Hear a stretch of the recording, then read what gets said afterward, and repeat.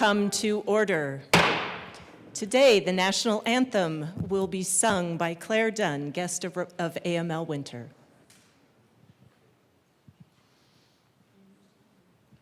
Oh, say, can you see by the dawn's early light what so proudly we hailed at the twilight's last gleaming, whose broad stripes and bright stars through the perilous fight o'er the ramparts we watched were so gallantly streaming, and the rocket's red glare, the bombs bursting in air, gave proof through the night that our flag was still there. Oh, say, does that star-spangled banner yet wave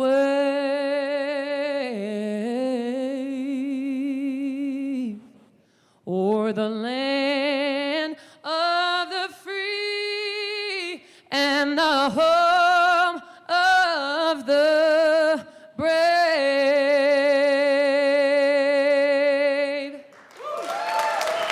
Thank you.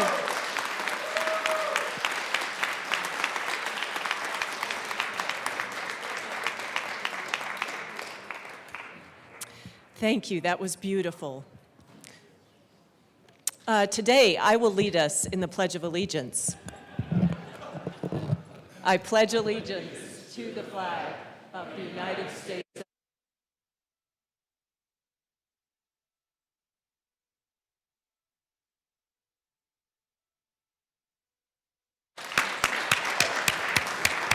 Mr. Schiebel, please call the roll.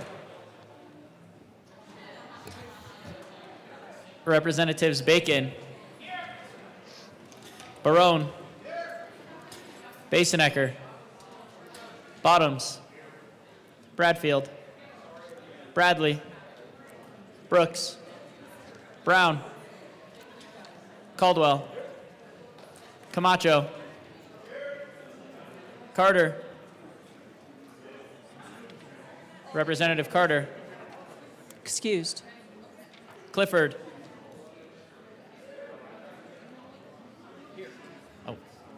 DeGraff, Representative DeGraff, Excused. Duran, Rep. English is excused. Espinoza, Foray, Flanell, Froelich, Representative Froelich, Excused. Garcia, Garcia Sander, Gilchrist, Goldstein, Gonzalez, Representative Gonzalez. Oh, Rep. Gonzalez Excused. is excused. Hamrick, Hartsook, Jackson, Representative Jackson, Excused. Johnson, Joseph, Kelty is here, Leader, Lindsay, Here. Luck, Lukens, Representative Lukens, is excused. Mabry, Marshall, Martinez, Morrow, McCormick, Wynn, Pascal, it's in the back, Phillips, Richardson, Ricks, Representative Ricks is excused. Rootenell. Rep. Rootenell. Excused. Ryden. Sirota. Slaw. Smith. Soper. Stewart K. Stewart R. She's here. Story. Sukla. Taggart. Titone. Representative Titone is excused. Valdez A. Rep. Valdez is excused. Velasco. Representative Velasco is excused. Weinberg. Wilford. Winter. Woodrow. Yeah. Woog. Zokai. And Madam Speaker. Here.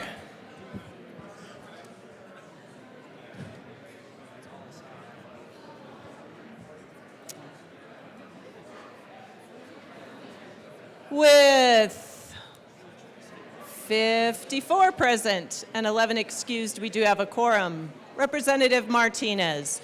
Members, can I ask you to bring your voices down, please? Thank you. Representative Martinez. Thank you, Madam Speaker. I move that the Journal of Wednesday, April 1st, 2026 be approved as corrected by the Chief Clerk.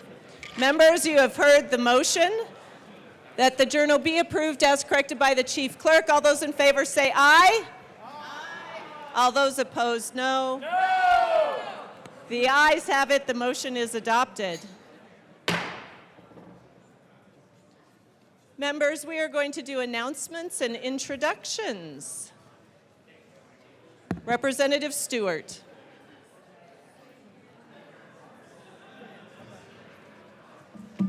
Thank you, Madam Speaker. It's an honor to serve with you. It is an honor to serve with you. Members, today I'd like to welcome the Indigenous Policy Institute. So mostly Fort Lewis College, but we have some other students here from, oh my gosh, Barone, from around the state. So y'all should stand up. Everybody Representative welcome. Stewart, one moment. Members, so much energy this morning. Please keep your voices down. Thank you, Madam Speaker. Members from the Indigenous Policy Institute and Fort Lewis College are joining us today. So if you all could stand up and get a warm welcome from the House floor.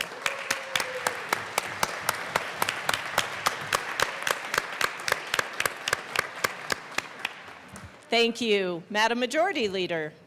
Thank you, Madam Speaker. I want to welcome our Volunteers of America who are visiting the Capitol today. Volunteers of America was founded in 1896 with a mission rooted in compassion, dignity, and service to those most in need. For 130 years, Volunteers of America has supported individuals and families across the nation by providing critical programs and services that strengthen communities and create pathways to stability.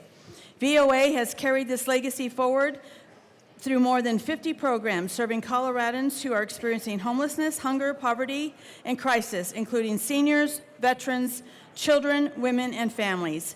Each year, they serve more than 100,000 individuals across the state, providing essential support and hope to those navigating life's most difficult moments. Through the generosity of donors, volunteers, and community partners, Volunteers of America Colorado provides more than 2.2 million meals, 1.1 million nights of safe shelter, and vital resources that help individuals and families regain stability and move forward for brighter futures. 2026 marks the 130th anniversary of Volunteers of America and represents a historic opportunity to honor the organization's enduring commitment to service and its measurable impact across Colorado communities. Please welcome our guests, and I ask that they please stand to be recognized.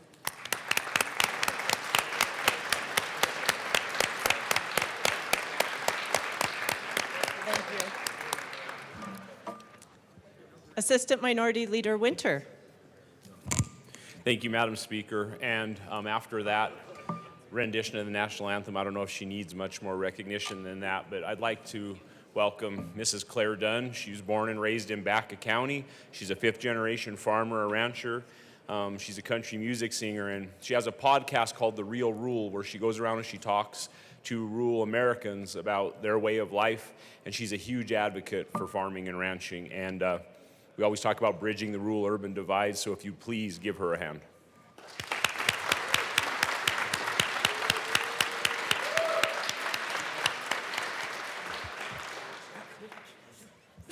Majority Leader Duran. Thank you, Madam Speaker.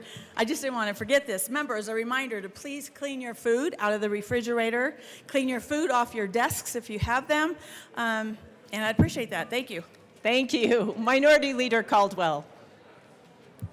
Thank you, Madam Speaker. I have been approved by leadership to be absent on Monday and Tuesday. I will be at the White House. I will send POTUS your regards and tell him you said hi.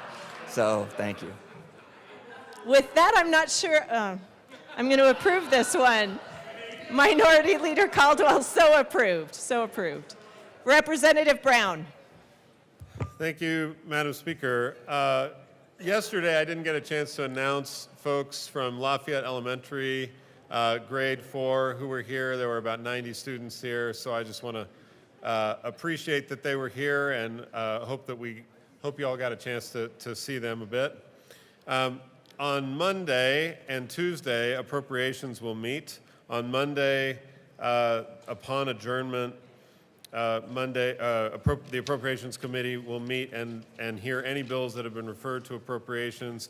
And then on Tuesday in the Old State Library, the Appropriations Committee will meet at 7 a.m. and hear any other bills that have been referred to the Appropriations Committee. JB, see you there. I love it. Representative Brown. Thank you, Madam Speaker. Members, given tomorrow is Good Friday, going into Easter Sunday, I want to invite you, if you want a little Jesus in your life, there's a gold bowl up here right in front of Darren with little Jesus. You're more than welcome to come down here and grab one, grab two, grab three, whatever you need. Everybody needs a little Jesus in their life. Everybody, thank you. Thank you. Representative Joseph. Thank you, Madam Speaker. I would like to announce that I have students coming from my district, Horizon K-8. They will be here a little bit later today with their field organizer, Mr. Conrad, we look forward to having them when they get here today. Also, I would like the Capitol Choir to please come down. There are 2 birthdays, Representative Bradley and belated birthday for Representative Phillips. Please come down. The entire Capitol Choir, please. come down, come down. The bipartisan Bring your voices. Capitol Choir. Representative Phillips and Representative Bradley. Capitol Choir. She's here. She's right here. Bradley. Yes. I want to sing. Thank you. All right. Representatives, the bipartisan choir. Come, all right. Yes, it's her birthday. Who else's birthday? Representative Bradley and Representative Phillips. Come on. All right. Let's go. Ready? All right. 1, 2, 3. Happy birthday to you. Happy birthday to you. Happy birthday, dear Bradley. Happy birthday to you.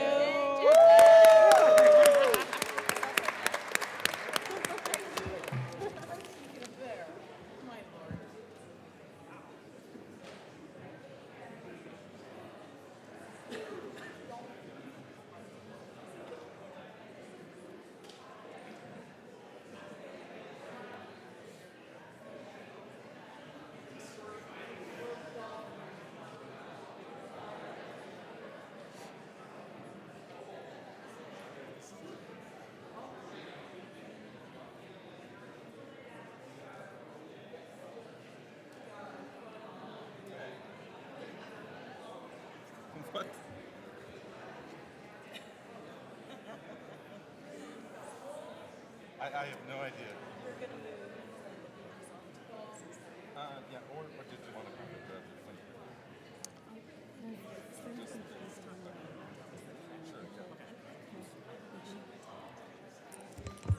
Majority Leader Duran. Thank you, Mr. Speaker Pro Tem. Members.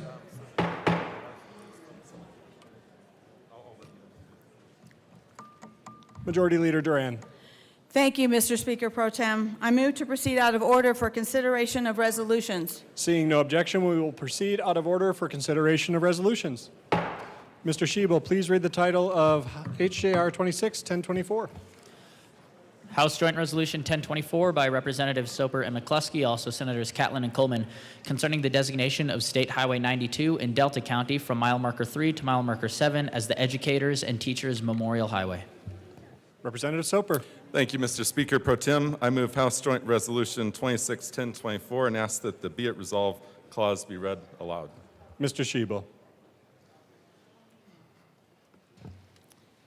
Be it resolved by the House of Representatives of the 75th General Assembly of the State of Colorado, the Senate concurring herein, that the Colorado General Assembly recognizes our educators and teachers for their invaluable labor to lay the foundation of lifelong learning in the students of our state, that it is fitting and proper to designate the portion of State Highway 92 from mile marker 3 to mile marker 7, and that travels through Reed, Colorado, as the Educators and Teachers Memorial Highway, and that the Colorado Department of Transportation may accept and expend gifts, grants, and donations for the purposes of the initial placement of signs to mark State Highway 92 from mile marker 3 to mile marker 7 as the Educators and Teachers Memorial Highway. Representative Soper. Thank you, Mr. Speaker Pro Tem, and thank you, Madam Speaker, for being on this resolution with me. Members, as many of you know, my mother passed away on November 11th of last year at the age of 79. It was sudden and has been very difficult. She was a teacher in Delta County for 40 years and always said, "You guys in the legislature honor the military, veterans, law enforcement, firefighters, but you often omit the educators, the one who help teach all the other professions what needs to get done and how to do it." This resolution is not about any one person, but about the countless women and men who have dedicated their lives around our great state to instilling the skills and knowledge to be well-rounded citizens ready for the workforce, college, or the military. In 2025, Delta County lost several notable teachers, including Mr. Norman Smith, who was a longtime band teacher, although he did tell me that I was better suited to listen rather than play an instrument. He still goes down as one of my favorite teachers as well. He was also the father of former Senator Rachel Zinzinger, who many of you may know. In recent years, Delta County has lost other longtime teachers who've taught for over 40 years, including Jeanette Roberts, Lou Smith, Gary and Pat Burke, Mabel Howard, Alice Sandberg, Marjorie Long, just to name a few, and a couple of those are my relatives. Educators who devoted decades to teaching, mentoring, inspiring, and helping future generations be successful as citizens. As our state celebrates its 150th birthday and the nation's 250th birthday, what sets America and Colorado apart has been our dedication to public education. Benjamin Franklin emphasized that we not only should have a post office, but a public education system. And it is altogether fitting and proper to celebrate our educators and teachers, both past and present, with a section of highway. Colorado's been a leader in science, technology, agri-tech, horticulture, aerospace, and we didn't get there without teachers. It is my hope that as drivers pass by an area in Delta County known as Reed, that they will read the sign that says Educators and Teachers Memorial Highway and think for a moment about who their favorite teacher was, a teacher who inspired them to do what they do, someone who maybe directed their path in life to be something different. When Colorado formed its territorial legislature in 1861, the very first act of this body, after, of course, the formalities, was to establish a public school system. And one of the earliest public schools in Delta County was in Reed, Colorado, and it had been the headquarters for the school district for a number of years until 2018 when it was moved to Delta. I would like to take this moment to recognize Beth Supis, who's president of the Delta County School District Board 50J, and if we could give her a round of applause.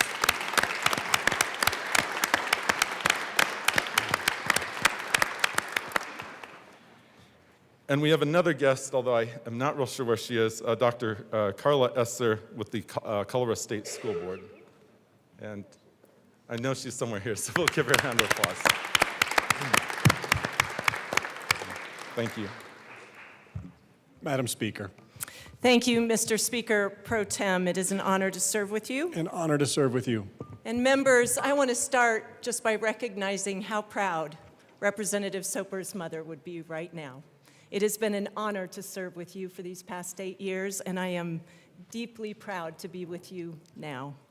Oh my goodness, I'm going to start with the big news of the day. It's National Peanut Butter and Jelly Day. Did you know? I was so excited when Rep. Soper brought the idea of this resolution forward and reflected on my own life. Those peanut butter and jelly sandwiches I brought in my lunchbox every day in school. And Miss Frederick in 6th grade, who believed in me, who believed I could write and encouraged me to try new things. Teachers do so much more than deliver a lesson in a classroom. They inspire curiosity, compassion, critical thinking, problem solving. They bring out the best in all of us. Pause for just a moment. Who was your favorite teacher? I bet you remember his or her name, face, and how you felt in that classroom when that teacher believed in you, helped you open new doors, explore new horizons, dream about being an astronaut, an actress, an author, an artist, whatever it was. I am a proud granddaughter of 2 teachers that had a one-room schoolhouse in Williston, North Dakota, and as my father says, we walked 1 mile uphill there and 2 miles uphill back every morning. I am so proud of the teachers that made a difference not only in my life, but in my children's lives. I want to recognize my ski country teachers who are here today in the gallery. Please give a wave, members.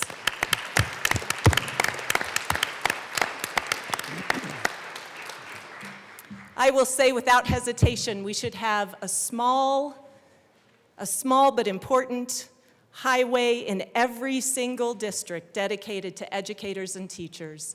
I hope you will continue to bring that love forward. For those of you that have been teachers once upon a time or are still teachers today, raise a hand.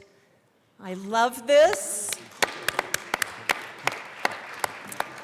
And with that, members, please push that green button with a little bit of extra love for all the teachers in our lives. Thank you. Seeing no further discussion, the motion before us is the adoption of House Joint Resolution 26-1024. Mr. Schiebel, please open the machine, and members, please proceed to vote. Representative Lindsay, how do you vote? Yes, please. Representative Lindsay votes yes. Representative DeGraff, how do you vote? Yes. Representative DeGraff votes yes.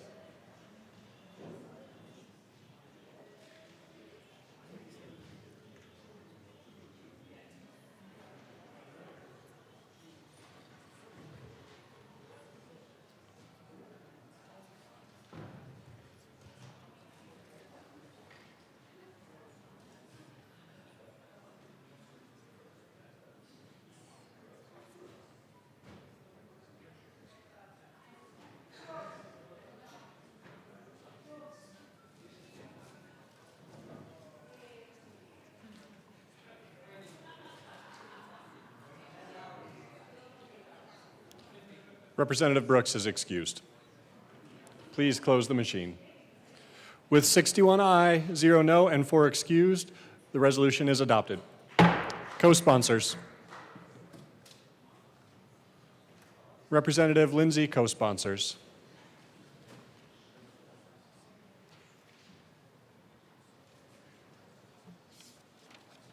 Please close the machine.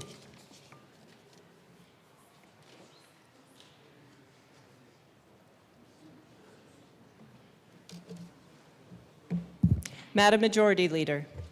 Thank you, Madam Speaker. I move to proceed out of order for consideration of Senate amendments to House bills. Mr. Schiebel, please read the title to House Bill.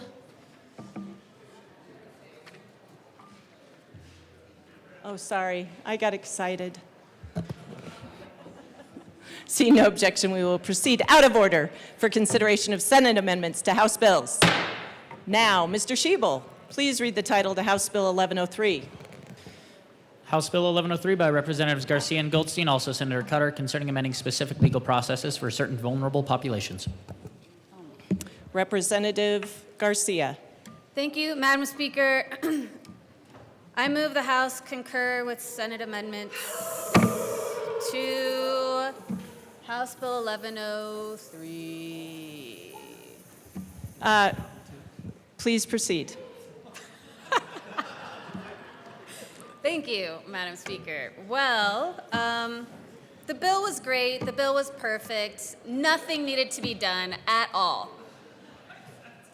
And yet, there was a small group of people that many in this chamber, including myself, regard as very important to the safety of our communities, that are called the Chiefs, that wanted just some further clarification to understand exactly what should be reported when they are communicating with the CACs.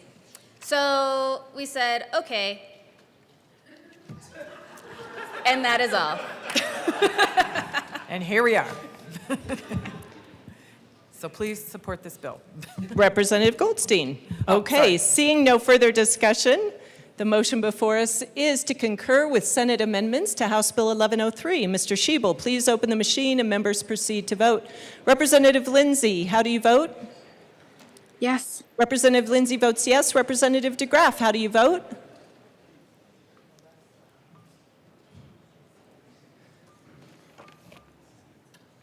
Representative DeGraff, you are on mute.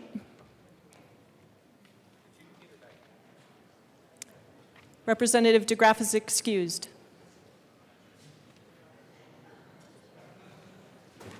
Please close the machine. With 61 ayes, 0 no, and 4 excused, the motion to concur is adopted. Madam Majority Leader. Madam Speaker, I move for the repassage of House Bill 1103 as amended.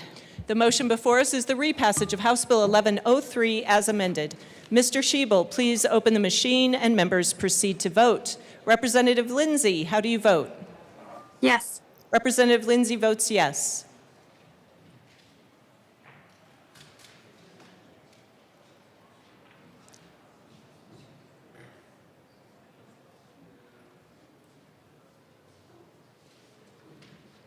Please close the machine. With 61 ayes, 0 no, and 4 excused, House Bill 1103 is repassed as amended. Co-sponsors.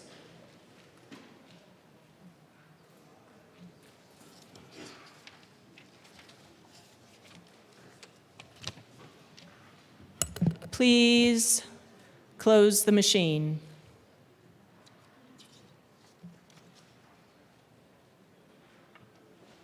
Mr. Shebel, please read the title to House Bill 1038. House Bill 1038 by Representatives Pascal and Clifford, also Senator Snyder, concerning County Commissioner redistricting. Representative Pascal. Thank you, Madam Speaker. I move that the House not concur with the Senate amendments to HB 1038. I request that the conference committee be formed, and I request that the conference committee be permitted to go beyond the scope of the differences between the chambers. Representative Clifford. Thank you, Madam Speaker. We did not say okay. We have no idea what they were doing. Members, the motion before us is to not concur with Senate amendments to House Bill 1038, to appoint a conference committee, and to go beyond the scope of differences between the chambers. Mr. Shebel, please open the machine and members proceed to vote. Representative Lindsay, how do you vote? Yes. Representative Lindsay votes yes.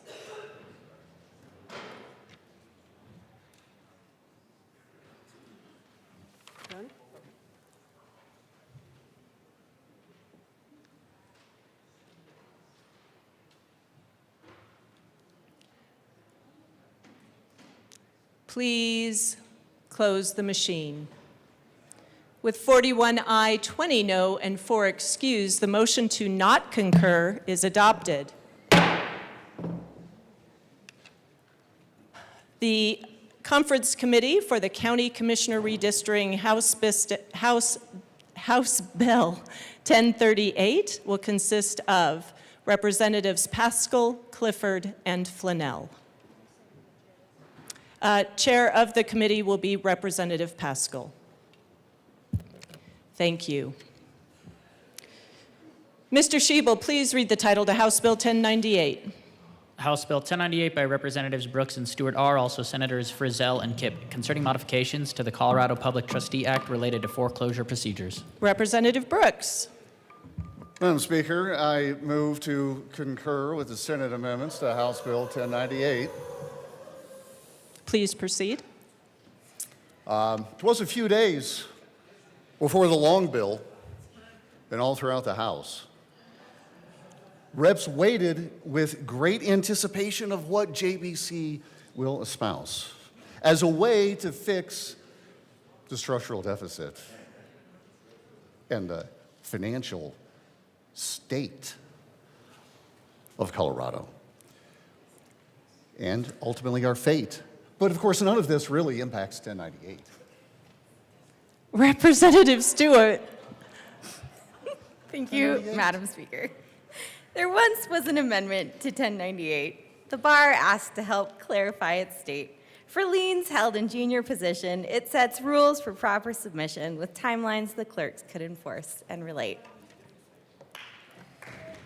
Poetry. Members, the motion before us is to concur with Senate amendments to House Bill 1098. Mr. Schiebel, please open the machine and members proceed to vote. Representative Lindsay, how do you vote? Yes. Representative Lindsay votes yes.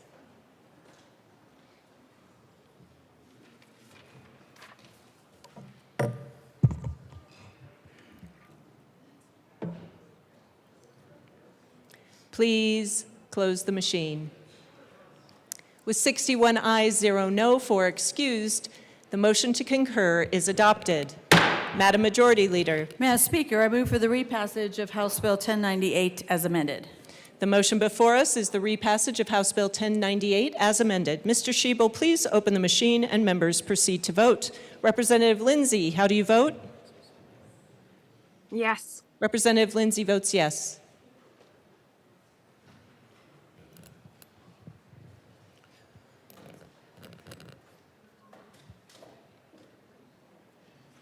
Please close the machine.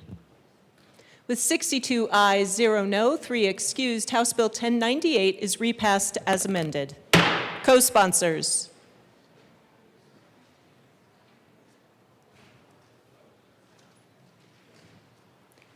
Please close the machine.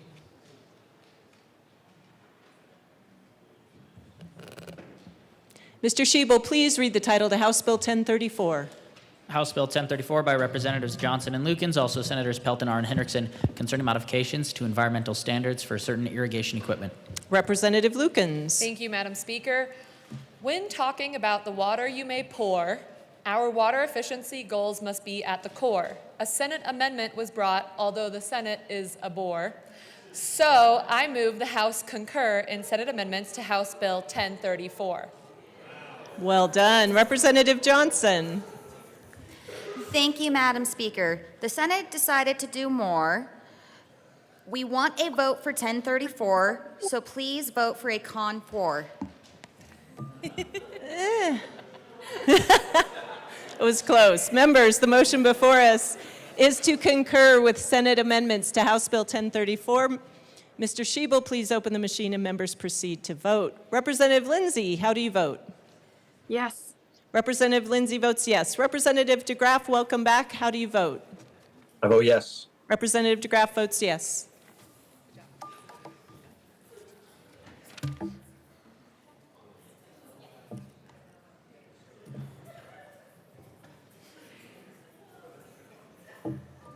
Ricks, please close the machine. With 61 aye, 2 no, 2 excuse, the motion to concur is adopted. Madam Majority Leader. Madam Speaker, I move for the repassage of House Bill 1034 as amended. The motion before us is the repassage of House Bill 1034 as amended. Mr. Shebel, please open the machine and members proceed to vote. Representative Lindsay, how do you vote? Yes. Representative Lindsay votes yes. Representative DeGraff, how do you vote? Yes. Representative DeGraff votes yes.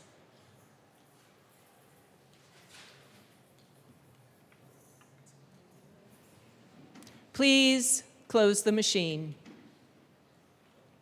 With 63 ayes, 0 no to excuse, the repassage of House Bill 1034 as amended is adopted.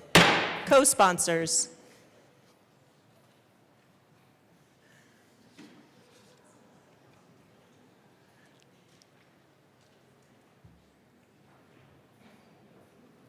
Please close the machine.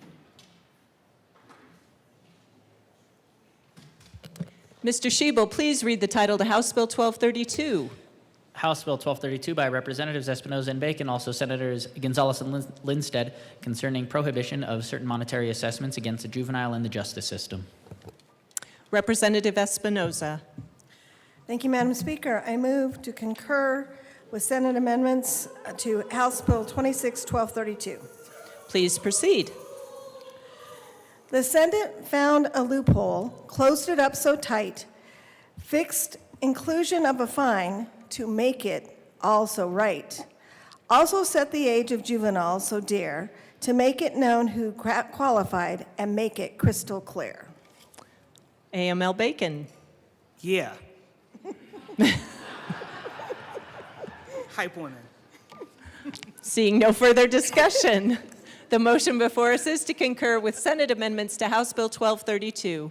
Mr. Shebel, please open the machine and members proceed to vote. Representative Lindsay, how do you vote? Yes. Representative Lindsay votes yes. Representative DeGraff, how do you vote? Yes. Representative DeGraff votes yes.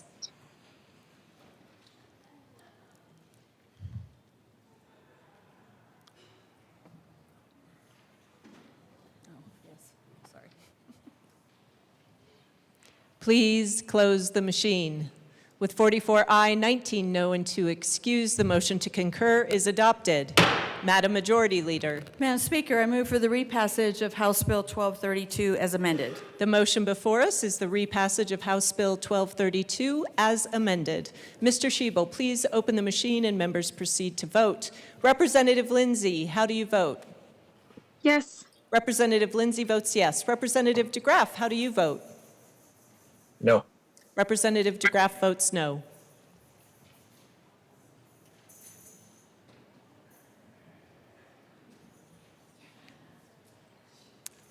Please close the machine. With 45 aye, 18 no, and 2 excused, House Bill 1232 is repassed as amended. Co-sponsors.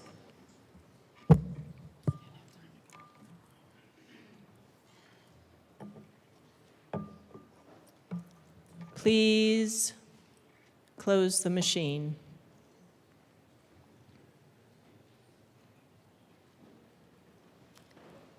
Mr. Shebel, please read the title to House Bill 1011. House Bill 1011 by Wait. Representatives. I forgot co-sponsors. Madam Chief Clerk, it's okay. I listened to you. Sorry, Mr. Shebel, please proceed. House Bill 1011 by Representatives Duran and McCormick, also Senators Rodriguez and Roberts, concerning the transfer of pet animals in Colorado. Representative McCormick. Thank you, Madam Speaker. I move that the House concur with Senate amendments to House Bill 1011. Meow.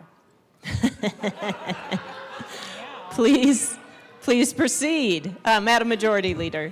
Thank you, Madam Speaker. The Senate decided to put out the implementation date to 2028. So I think we should say roof instead of meow. We asked for a yes vote.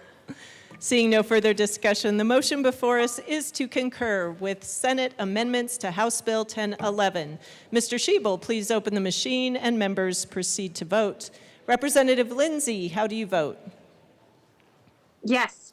Representative Lindsay votes yes. Representative DeGraff, how do you vote? Yes. Representative DeGraff votes yes.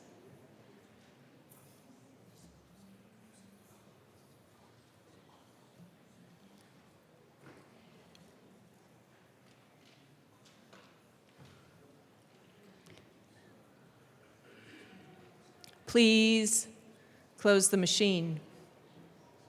With 56 ayes, 7 no, and 2 excused, the motion to concur is adopted. Madam Majority Leader. Madam Speaker, I move for the repassage of House Bill 1011 as amended.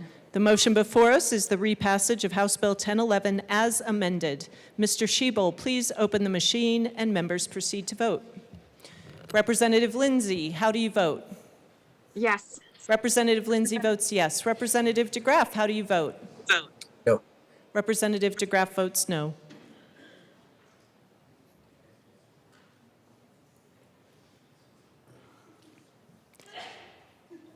Please close the machine.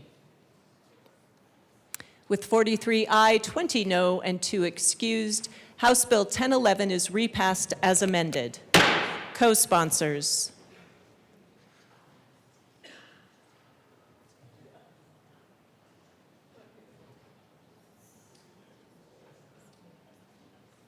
Please close the machine.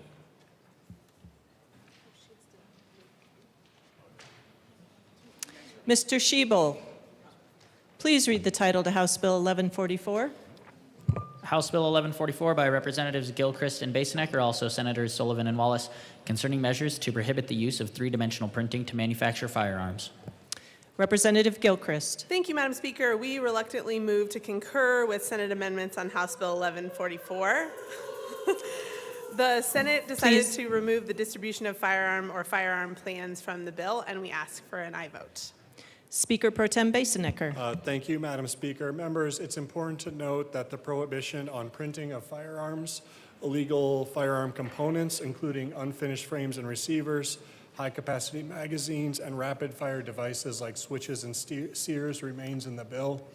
We feel that there's still meaningful policy to be had here, despite the governor's objection to the other proposals, and so we'd ask for your support.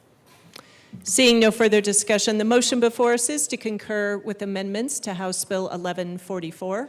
Mr. Schiebel, please open the machine and members proceed to vote. Representative Lindsay, how do you vote? Yes. Representative Lindsay votes yes. Representative DeGraff, how do you vote? Yes. Representative DeGraff votes yes.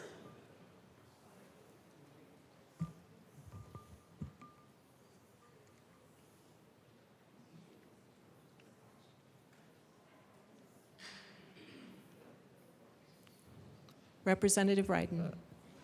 Please close the machine.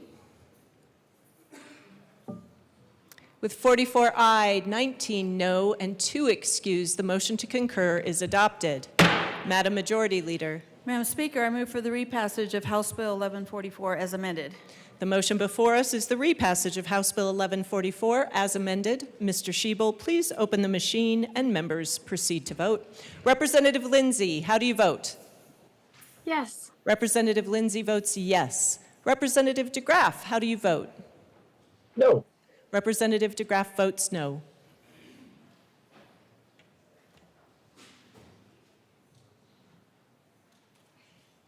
Please close the machine. With 40 aye, 23 no, and 2 excused, House Bill 1144 is repassed as amended. Co-sponsors.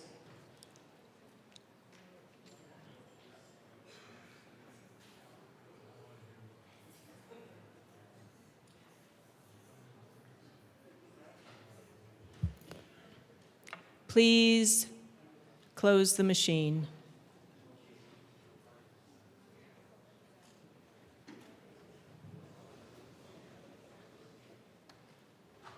Mr. Schiebel, please read the title to House Bill 1050. House Bill 1050 by Representatives Garcia Sander and Hamrick, also Senators Frizzell and Marchman, concerning making it optional for a local education provider to provide an individualized readiness plan to a student who satisfies minimum requirements. Representative Hamrick. Thanks, Madam Speaker. I move that the House concur with Senate amendments to House Bill 1050. Please proceed. Oh, Representative Garcia Sander. I guess we concur. This is an excellent bill. Please vote yes on this. Haiku. Seeing no further discussion, the motion before us is to concur with Senate amendments to House Bill 1050. Mr. Schiebel, please open the machine and members proceed to vote. Representative Lindsay, how do you vote? Yes. Representative Lindsay votes yes. Representative DeGraff, how do you vote? Yes. Representative DeGraff votes yes.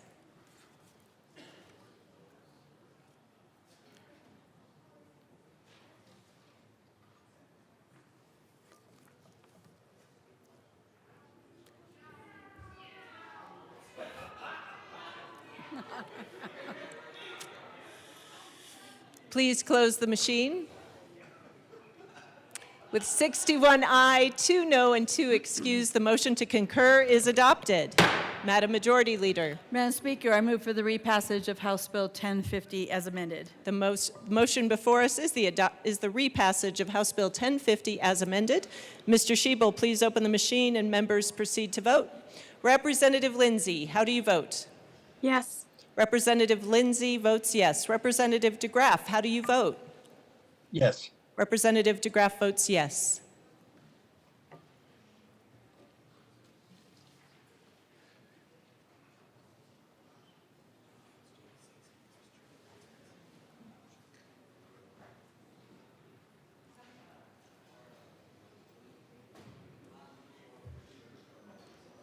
Please close the machine.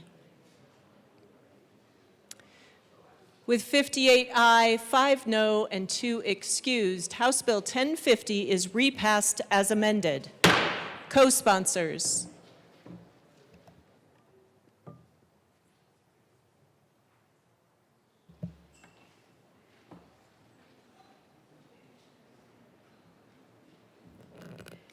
Please close the machine.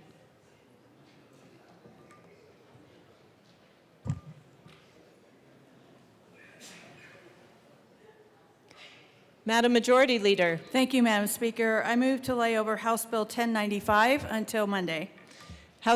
Seeing no objection, House Bill 1095 will be laid over until Monday, April 6th. Mr. Schiebel, please read the title to House Bill 1127. House Bill 1127 by Representatives Rutinel and Joseph, also Senator Roberts, concerning a report after motor vehicle crashes resulting in death. Run. Representative Rutinel. Thank you, Madam Speaker. I move to concur with Senate amendments to House Bill 1127. Please proceed. I meant to write a poem, but the words wouldn't come. I sat at my desk and came up with none. But then to me it occurred, I should just ask you to concur. Representative Joseph. Thank you, Madam Speaker. I leave the poetry to my co-prime. There was an amendment added to clean up the personally identified information amendment that was added in the House. On second reading, basically it says that CDOT won't ask coroners for any more information than is federally required. CDOT also asked for an amendment to require law enforcement to update their crash report if an injured victim passes away within 30 days. This amendment was adopted, and it's a really good change. Please vote yes. Thank you. Seeing no further discussion, the motion before us is to concur with Senate amendments to House Bill 1127. Mr. Schiebel, please open the machine and members proceed to vote. Representative Lindsay, how do you vote? Yes. Representative Lindsay votes yes. Representative DeGraff, how do you vote? Yes. Representative DeGraff votes yes.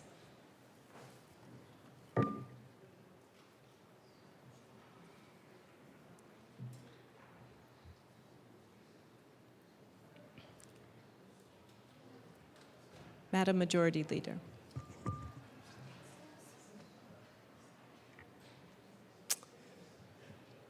Rep. Rutinel. Please close the machine. With 48 aye, 15 no, and 2 excused, the motion to concur is adopted. Madam Majority Leader. Madam Speaker, I move for the repassage of House Bill 1127 as amended. The motion before us is the repassage of House Bill 1127 as amended. Mr. Shebel, please open the machine and members proceed to vote. Representative Lindsay, how do you vote? Yes. Representative Lindsay votes yes. Representative DeGraff, how do you vote? No. Representative DeGraff votes no.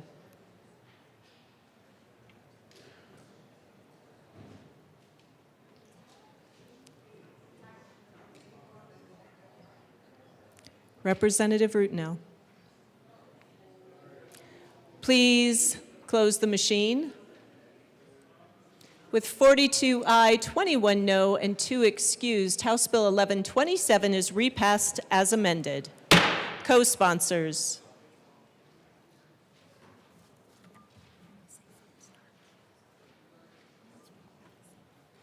Please close the machine. Mr. Shebel, please read the title to House Bill 1198. House Bill 1198 by Representatives McCormick and Winter, also Senators Cutter and Pelton R, concerning increasing access to veterinary care and in connection therewith, expediting the process by which a veterinarian is licensed by endorsement, clarifying the use of prescription drugs and compounded drugs by veterinarians, and establishing a program for the donation of veterinary drugs. Representative McCormick. Thank you, Madam Speaker. I, again, move that the House concur with Senate amendments to House Bill 1198. Please proceed. Thank you, Madam Speaker. This is a good one, guys, because this is proof that our Senate prime sponsors sometimes listen to the prime sponsors in the House, and they do as they're told, as they did in this case. So I do urge an aye vote on this because they listened quite well and ran the amendment that we asked them to run. So please concur.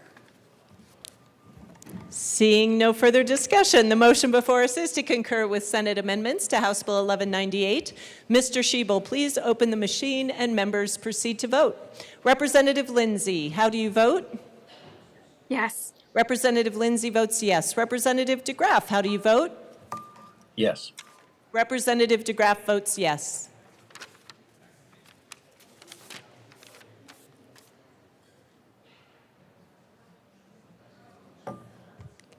Brown. Please close the machine. With 61 aye, 2 no, 2 excused, the motion to concur is adopted. Madam Majority Leader. Madam Speaker, I move for the repassage of House Bill 1198 as amended. The motion before us is the repassage of House Bill 1198 as amended. Mr. Shebel, please open the machine and members proceed to vote. Representative Lindsay, how do you vote? Yes. Representative Lindsay votes yes. Representative DeGraff, how do you vote? Yes. Representative DeGraff votes yes. Please close the machine. With 63 ayes, 0 no, and 2 excused, House Bill 1198 is repassed as amended. Co-sponsors.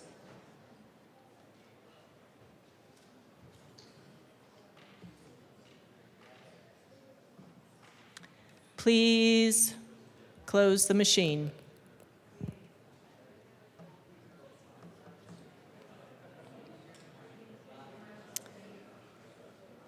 Mr. Shebel, please read the title to House Bill 1257.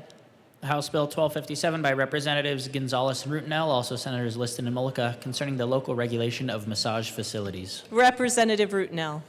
Thank you, Madam Speaker. I move that the House concur with Senate amendments to House Bill 271257. Please proceed.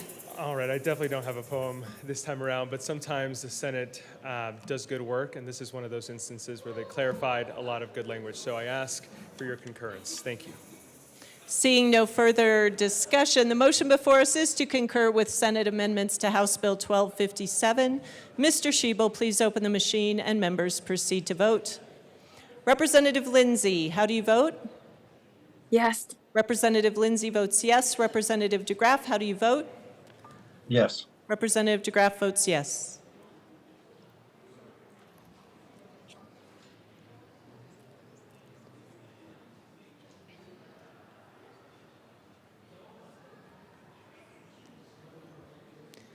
Please close the machine. With 60 aye, 3 no, and 2 excused, the motion to concur is adopted. Madam Majority Leader. Madam Speaker, I move for the repassage of House Bill 1257 as amended. The motion before us is the repassage of House Bill 1257 as amended. Mr. Schiebel, please open the machine and members proceed to vote. Representative Lindsay, how do you vote? Yes. Representative Lindsay votes yes. Representative DeGraff, how do you vote? Yes. Representative DeGraff votes yes. Please close the machine. With 63 ayes, 0 no, and 2 excused, House Bill 1257 is repassed as amended. Co-sponsors.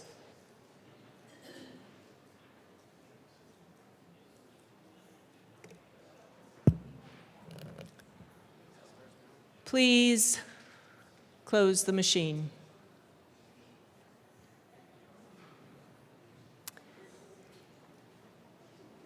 Mr. Schiebel, please read the title to House Bill 1058. House Bill 1058 by Representatives Slaw and Lukens, also Senators Ball and Wallace, concerning protections for minors who are featured in digital content. Representative Lukens. Thank you, Madam Speaker. When we watch the videos influencers may create, we want to make sure kids are protected right out of the gate. A Senate amendment was brought so phone companies would not be brought into the debate. So I move the House concur in Senate amendments to House Bill 1058. Representative Slaw. Thank you, Madam Speaker. Didn't know I had a rhyme for 1058 today, but here we are, so I'll just say, the Senate's addressed telecom fright, and somehow they managed to get it right. Clear and fair, the path we create, the House should concur on 1058. Seeing no further discussion, the motion before us is to concur with Senate amendments to House Bill 1058. Mr. Schiebel, please open the machine and members proceed to vote. Representative Lindsay, how do you vote? Yes. Representative Lindsay votes yes. Representative DeGraff, how do you vote? Yes. Representative DeGraff votes yes.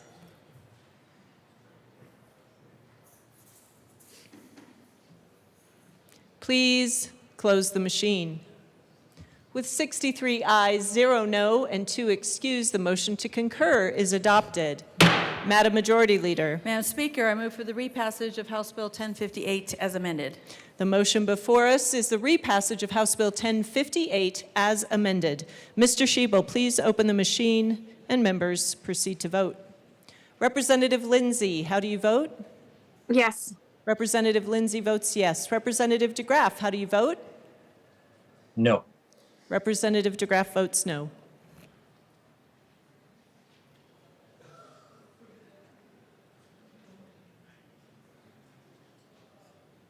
Please close the machine.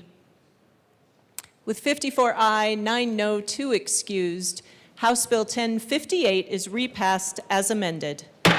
Co-sponsors.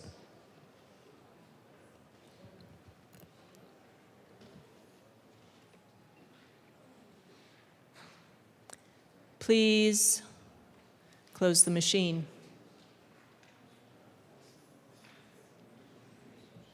Mr. Schiebel, please read the title to House Bill 1259.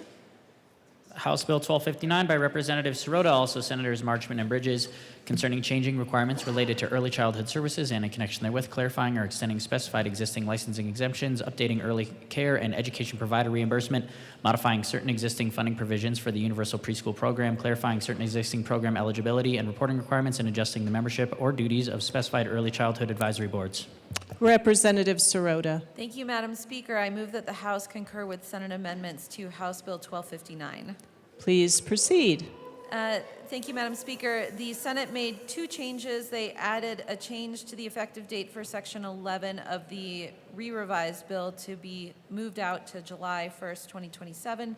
And they also removed Section 12 of the introduced bill, which codified current practice and rule for the treatment of funding for 3-year-olds in the Universal Preschool Program.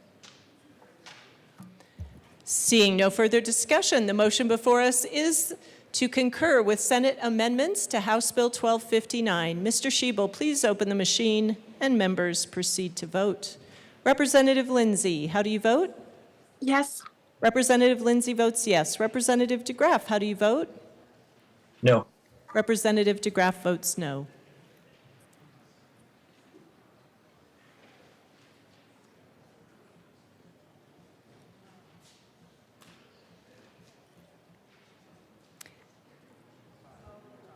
Winter, please close the machine. With 45 aye, 18 no, and 2 excused, the motion to concur is adopted. Madam Majority Leader. Madam Speaker, I move for the repassage of House Bill 1259 as amended. The motion before us is the repassage of House Bill 1259 as amended. Mr. Shebel, please open the machine and members proceed to vote. Representative Lindsay, how do you vote? Yes. Representative Lindsay votes yes. Representative DeGraff, how do you vote? No. Representative DeGraff votes no.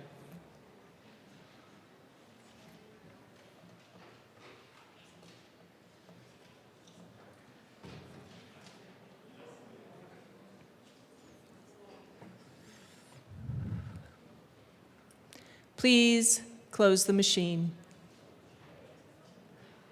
With 44 aye, 19 no, and 2 excused, House Bill 1259 is repassed as amended. Co-sponsors.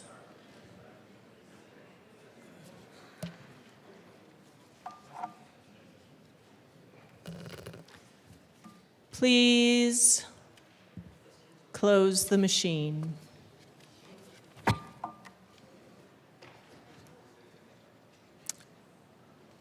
Thank you, members. The poetry was exceptional. We are now moving on to third reading. Madam Majority Leader. Thank you, Madam Speaker. I move to lay over Senate Bill 43 until Monday, April 6th. Seeing no objection, Senate Bill 43 will be laid over until Monday, April 6th. Mr. Shebel, please read the title to House Bill 1302. House Bill 1302 by Representatives Duran and Basenecker, also Senator Kipp, concerning the Colorado Bureau of Investigation's firearm background check operating hours. Madam Majority Leader. Madam Speaker, I move House Bill 1302 on third reading and final passage. The motion before us is the adoption of House Bill 1302 on third reading, final passage. Mr. Shebel, please open the machine and members proceed to vote. Representative Lindsay, how do you vote? Yes. Representative Lindsay votes yes. Representative DeGraff, how do you vote? No. Representative DeGraff votes no.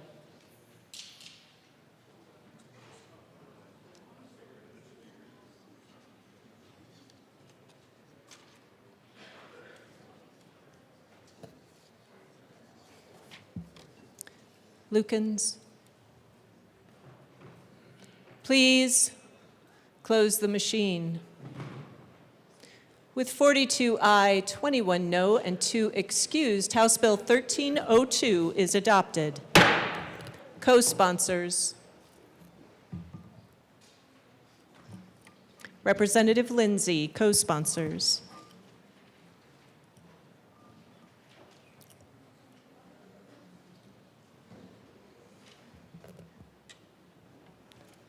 Please close the machine.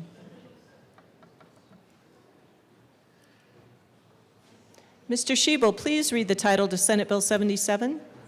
Senate Bill 77 by Senator Judah, also Representatives Gilchrist and Stewart K, concerning epilepsy-related mortality awareness. Madam Majority Leader. Madam Speaker, I move Senate Bill 77 on third reading and final passage. The motion before us is the adoption of Senate Bill 77 on third reading and final passage. Mr. Shebel, please open the machine and members proceed to vote. Representative Lindsay, how do you vote? Yes. Representative Lindsay votes yes. Representative DeGraff, how do you vote? No. Representative DeGraff votes no.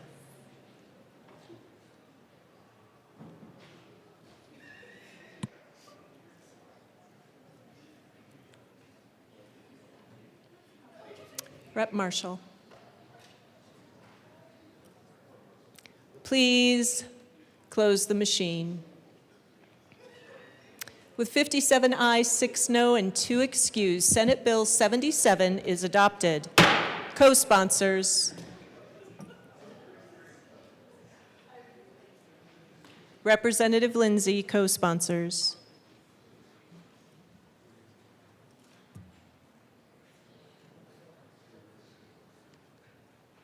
Please close the machine.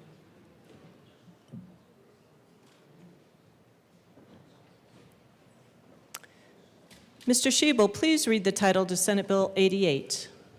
Senate Bill 88 by Senators Kirkmeyer and Carson, also Representatives Winter and Martinez, concerning the grounds surrounding the state Capitol building and in connection therewith, providing for the maintenance and repair of memorials and monuments on the Capitol grounds and in Lincoln Veterans Memorial Park. Madam Majority Leader. Madam Speaker, I move Senate Bill 88 on third reading and final passage. The motion before us is the adoption of Senate Bill 88 on third reading and final passage. Mr. Schiebel, please open the machine and members proceed to vote. Representative Lindsay, how do you vote? Yes. Representative Lindsay votes yes. Representative DeGraff, how do you vote? No. Representative DeGraff votes no.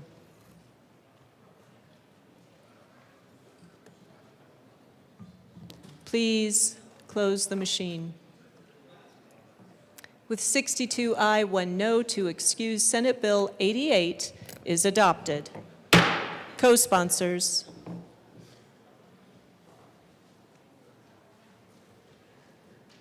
Representative Lindsay, co-sponsors.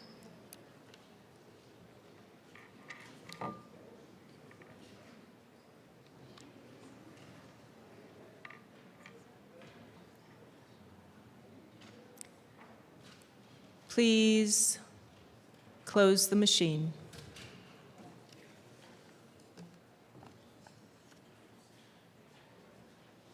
Mr. Schiebel, please read the title to House Bill 1304. House Bill 1304 by Representatives Lindsay and Winter, also Senators Pelton B. and Hendrickson, concerning the authority of History Colorado to dispose of rights related to minerals and in connection therewith, authorizing the disposal of Weld County rights and West Virginia rights. Madam Majority Leader. Madam Speaker, I move House Bill 1304 on third reading and final passage. The motion before us is the adoption of House Bill 1304 on third reading, final passage. Mr. Schiebel, please open the machine and members proceed to vote. Representative Lindsay, how do you vote? Yes. Representative Lindsay votes yes. Representative DeGraff, how do you vote? Yes. Representative DeGraff votes yes.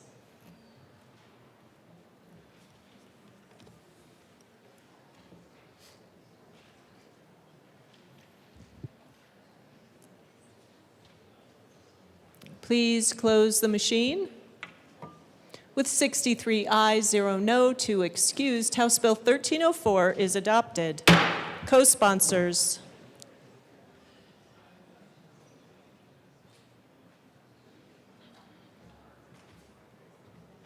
Please close the machine.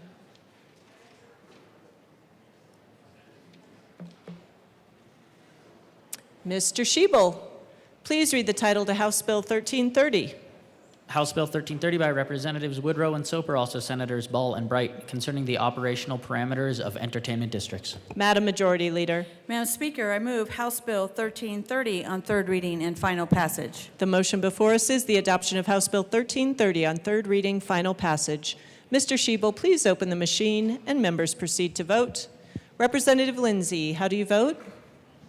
Yes. Representative Lindsay votes yes. Representative DeGraff, how do you vote?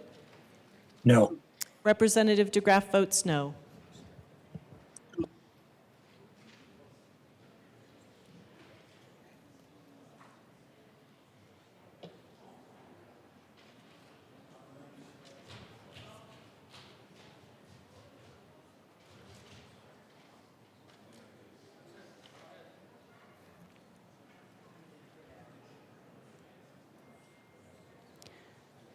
Please close the machine. With 32 aye, 31 no, and 2 excused, the bill is lost.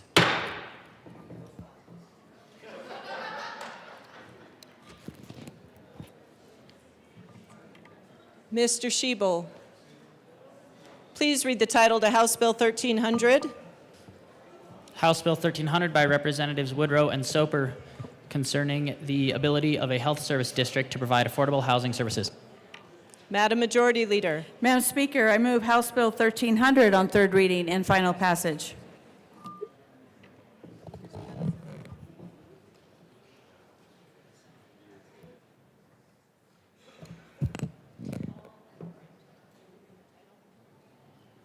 Members, we will reread the title to this bill. Mr. Schiebel, please read the title to House Bill 1300. House Bill 1300 by Representatives Woodrow and Soper, also Senators Ball and Bright, concerning the ability of a health service district to provide affordable housing services. Madam Majority Leader. Madam Speaker, I move House Bill 1300 on third reading and final passage. The motion before us is the adoption of House Bill 1300 on third reading and final passage. Mr. Schiebel, please open the machine. Members proceed to vote. Representative Lindsay, how do you vote? Yes. Representative Lindsay votes yes. Representative DeGraff, how do you vote? No. Representative DeGraff votes no.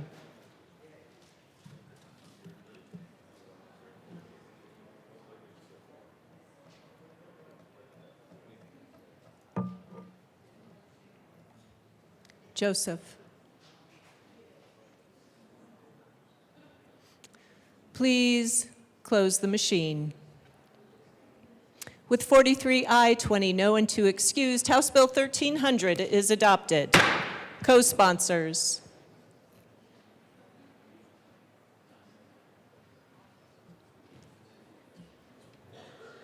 Representative Lindsay, co-sponsors.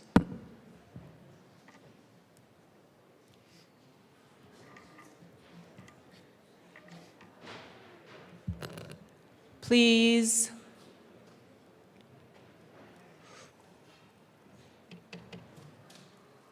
Please close the machine.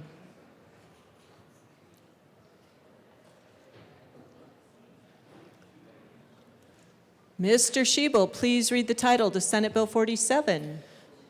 Senate Bill 47 by Senators Danielson and Marchman, also Representatives Camacho and Phillips, concerning changes to the definition of a general election for the purpose of submitting a question to the voters to allow firefighters to collectively bargain with their public employers. Madam Majority Leader. Madam Speaker, I move Senate Bill 47 on third reading and final passage.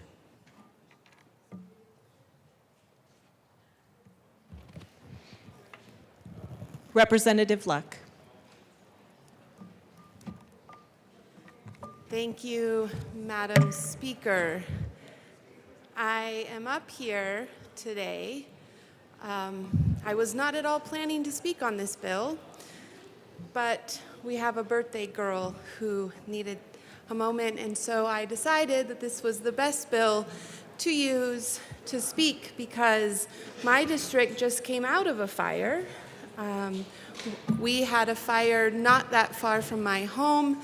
We were in a pre-evacuation area, and I am grateful for all of the firefighters who came together. It was a multi-county fire. It was both state and federal fire, and it was an ever-growing fire. In fact, as you drive down 115, even today, you can smell the smoke, the residue left over from the fire. And so I wanted to take a moment and thank all of the firefighters for coming and responding, for spending so very long. And so, yes, I am grateful for them, grateful for all that they did. I still will be voting no, but I am grateful for all their work. Seeing no further discussion, the motion before us is the adoption of Senate Bill 47 on third reading, final passage. Mr. Schiebel, please open the machine and members proceed to vote. Representative Lindsay, how do you vote? Yes. Representative Lindsay votes yes. Representative DeGraff, how do you vote? No. Representative DeGraff votes no.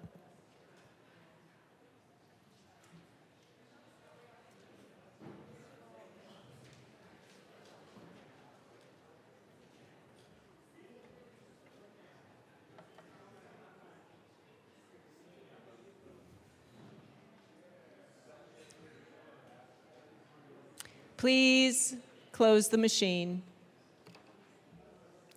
With 43 aye, 20 no to excuse, Senate Bill 47 is adopted. Co-sponsors.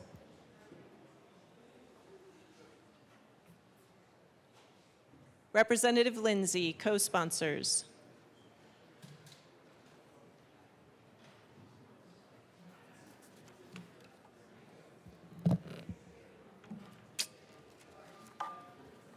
Please close the machine.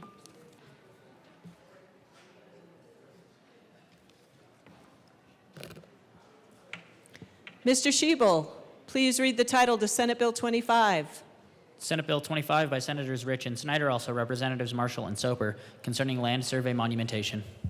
Madam Majority Leader. Madam Speaker, I move Senate Bill 25 on third reading and final passage. The motion before us is the adoption of Senate Bill 25 on third reading, final passage. Mr. Schiebel, please open the machine and members proceed to vote. Representative Lindsay, how do you vote? Yes. Representative Lindsay votes yes. Representative DeGraff, how do you vote? Yes. Representative DeGraff votes yes. Yes.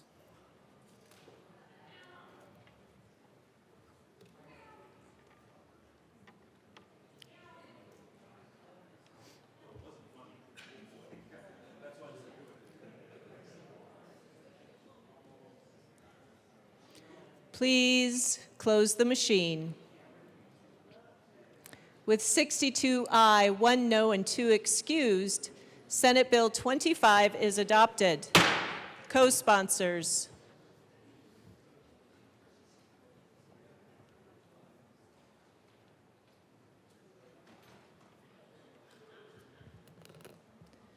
Please close the machine.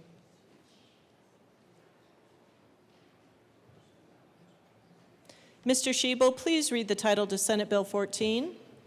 Senate Bill 14 by Senator Amabile, also Representatives Ryden and Soper, concerning modifications to the affirmative defense of not guilty by reason of insanity. Madam Majority Leader. Madam Speaker, I move Senate Bill 14 on third reading and final passage. Representative Soper.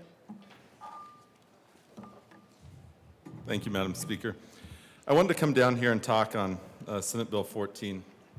We heard this in House Judiciary Committee, and I was a no vote, but then worked with Representative Ryden on an amendment that was adopted onto the bill in second reading. And that's one that ensured that our district attorneys get to weigh in on any decisions that are made within this course of action. It's important to understand that this came out of the Legislative Oversight Committee concerning the treatment of persons with behavioral health disorders and the criminal and juvenile justice systems. This was something that was unanimously supported in going through talking to our various law enforcement stakeholder groups that were part of that commission. They agreed that this is actually a really good pathway to create. One thing that the Senate may have gotten mixed up a little bit is the difference between competency and not guilty by reason of insanity. Those are two completely different concepts. And I want to make that very clear here on the record that we're talking about not guilty by reason of insanity. This is where someone has gone through the trial process, but they can't be found guilty because they are not able to form the requisite mental state to have commissioned the crime. Someone who is not competent to stand trial, that's a temporary mental diminishment in which a person cannot stand trial because we need a person competent to do so. So instead, what happens are those individuals, we wait until whatever mental deficiency has been resolved, and then we proceed with trial. That's a completely different issue. That's what we have the backlog on. We're talking about individuals here that by and large, then are sent to the state hospital in Pueblo, where they will be for usually the rest of their lives. But for those who are low risk and ones that, let's face it, are geriatric, probably immobile, this gives the ability to have them at another place other than a very expensive mental health ward within the state hospital. So certainly looking at another path there. These safeguards that are in place by having our district attorneys weigh in, the courts must weigh in, medical evaluators must weigh in. This is before any decision gets made. So those are the safeguards that I was looking for within Senate Bill 14, and they have now been incorporated within the bill. So I'm proud to be joining as a co-prime sponsor because this is the right thing to do. It's fiscally responsible, and it's also one that allows us to manage this small but important population. Thank you. Seeing no further discussion, the motion before us is the adoption of Senate Bill 14 on third reading and final passage. Mr. Schiebel, please open the machine, and members proceed to vote. Representative Lindsay, how do you vote? Yes. Representative Lindsay votes yes. Representative DeGraff, how do you vote? No. Representative DeGraff votes no.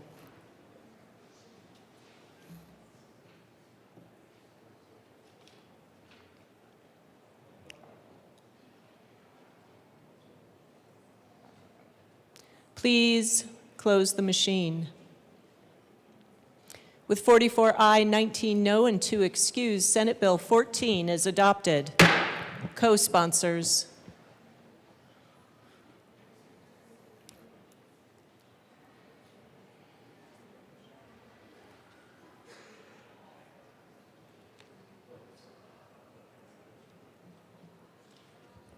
Please close the machine.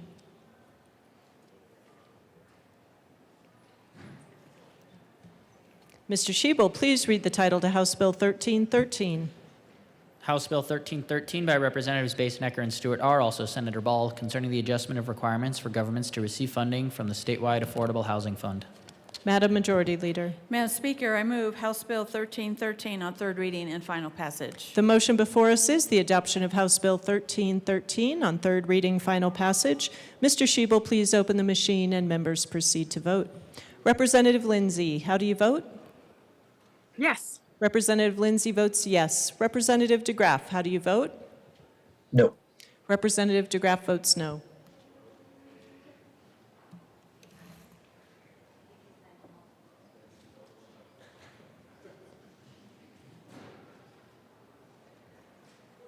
Please close the machine. With 42 aye, 21 no, and 2 excused, House Bill 1313 is adopted. Co-sponsors. Representative Lindsay, co-sponsors.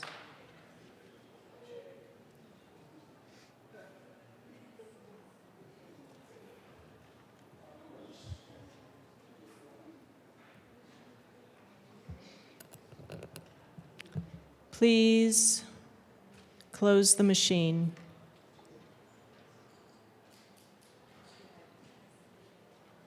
Mr. Schiebel, please read the title to House Bill 1318. House Bill 1318 by Representatives Wynn and Froelich, also Senator Cutter, concerning traffic safety near schools. Madam Majority Leader. Madam Speaker, I move House Bill 1318 on third reading and final passage. The motion before us is the adoption of House Bill 1318 on third reading and final passage. Mr. Schiebel, please open the machine and members proceed to vote. Representative Lindsay, how do you vote? Yes. Representative Lindsay votes yes. Representative DeGraff, how do you vote? No.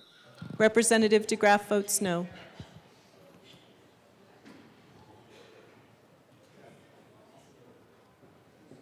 Please close the machine. With 42 aye, 21 no, and 2 excused, House Bill 1318 is adopted. Co-sponsors.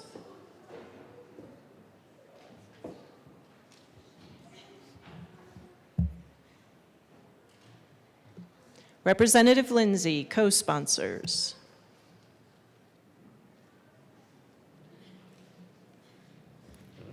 Please close the machine. Mr. Schiebel, please read the title to Senate Bill 76.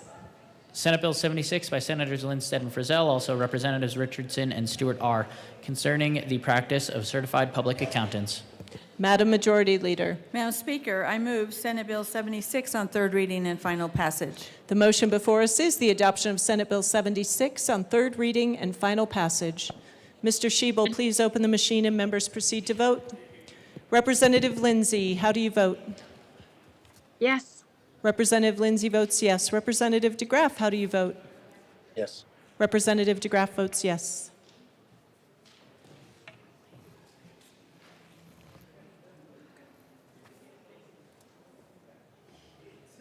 Please close the machine.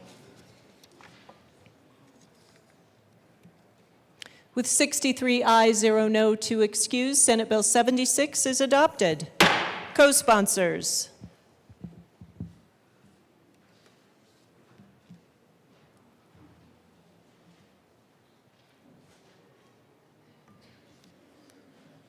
Please close the machine.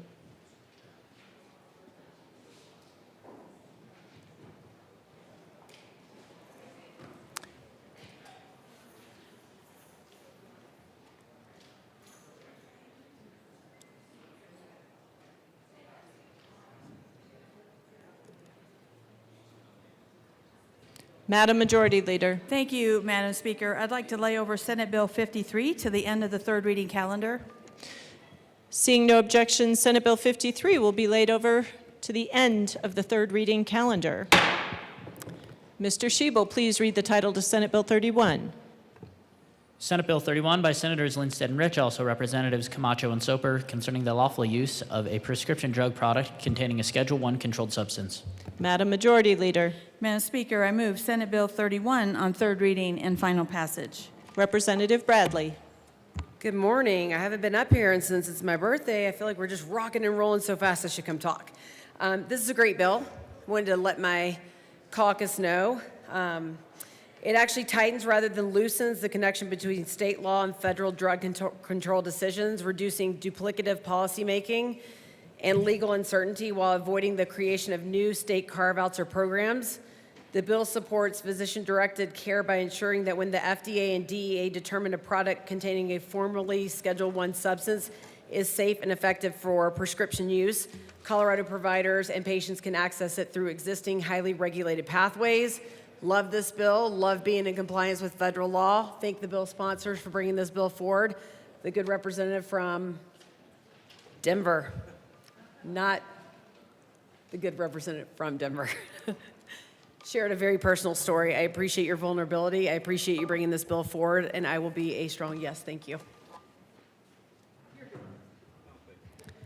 Seeing no further discussion, the motion before us is the adoption of Senate Bill 31 on third reading and final passage. Mr. Shebel, please open the machine and members proceed to vote. Representative Lindsay, how do you vote?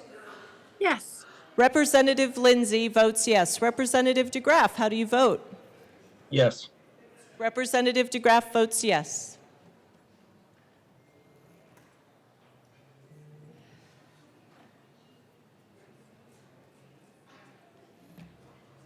Please close the machine. With 62 aye, 1 no, 2 excused, Senate Bill 31 is adopted. Co-sponsors.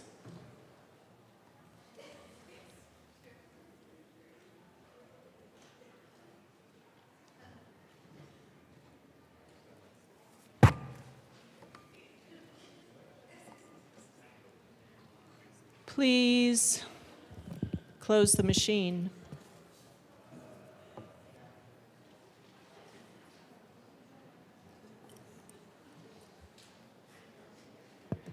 Mr. Shebel, please read the title to Senate Bill 87.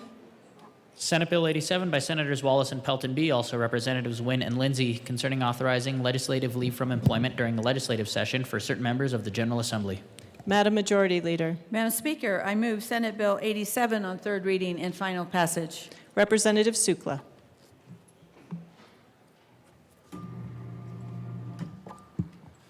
Thank you, Madam Speaker. So there's a game that's played, and this isn't following the rules of the game. So the way that it worked is in 2020, about 2020 it was, the county commissioners wanted to get a raise. So what they did is they got a state legislator to pass a bill that they could all give themselves a raise. And then when the county commissioners actually gave themselves a raise, they blamed it on the state legislators. That's a true story, and that's what happened. This bill here is, we're not even playing the game. We're just saying, no, we're going to give ourselves a raise, and we don't care if the public knows about it or not. I'll tell you what, I'm losing money by being here because I had to rent out my cows, I had to rent out my farm, and if I calculated what I would have made of not being in this position, I'm losing money. I did this position because I wanted to do what was best for the people, and every one of those, the business owners that are going to have, that are going to be affected by this, I can't even imagine it. When a business owner has a position to hire somebody, they have a purpose. They need that person. It might be an assembly line, and they got to have that person. And what this bill right here is doing is saying, okay, if you're going to be a legislator, then we're going to have to replace you. We're going to have to train that other person. And then after we train that other person, in 4 months or 5 months when you come back, then we're going to fire that guy because you get your job back. That is not right. We all sacrifice to do this job for the people, and we're going to put the burdens on local businesses, and it's not right. And I think that we need to really reflect about this. This is giving ourselves a raise in the future, and by keeping that job, you need to make a choice. You need to make a choice. Are you going to do this job 100%? Because that's the other thing. This is a year-round job. This isn't a job where it's just 4 months. It's a year-round job. This is a bad bill, and I believe we should vote no on this. Representative Soper. Thank you, Madam Speaker. Members, I wanted to come down here and talk about why I'm going to be a no vote on this bill. There's many issues at play with this bill, but the bill is really a veneer of the real problem. The real problem is we really don't pay enough for this job. I have long said that really we should tie our compensation to what a member of Congress makes. And that's on really a philosophical basis that it's not JV and varsity. It's that we're equal dual sovereigns. And we weren't created by the federal government. It was the states that created the federal government. And we are on equal footing. From a legal perspective, the average Coloradan's life is more impacted by what we do here in this building than what a member of Congress can achieve in Washington, D.C. On top of that, the average time that Congress is in session is roughly 120 days. That's interesting. We're in session 120 days. So it's about the same. So there's actually a really good reason for why you would want that to be the same. Congress also has a rule that you're not allowed to have outside income coming in. And that's to eliminate any appearance of impropriety from being influenced by an outside employer, someone who is employing you for the purpose of basically being their in-house legislator/lobbyist. This is the reason why I don't like Senate Bill 87, is because it actually is codifying within our state statutes this idea that an employer will offer a job to a member of the General Assembly. And without proof that that member is actually hired for their skill, their competency, their talent, they're actually putting in the hours that the job requires if you weren't a legislator. And somehow there's this expectation that you go off to Denver and then you go back and have your job waiting for you. That sounds great. If you're in like the National Guard or if you're an emergency responder. But when you're in the General Assembly, the amount of power we wield is immense. And the appearance, especially when you consider that we have Amendment 41, is also great. I worry that if we adopt Senate Bill 87, that we've just set up a scenario where we go back to a point in time in history when employers would say to a member of the General Assembly, I'll put you on the letterhead, pay you a couple $100,000, but there's an expectation to that.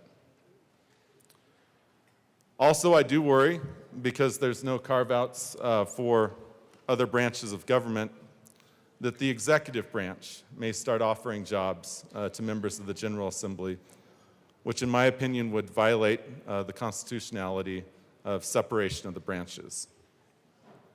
Those two reasons are of great concern why this is a bad policy. I do agree with the sponsors, and we had this conversation on second reading, that we should actually go back and look at the compensation.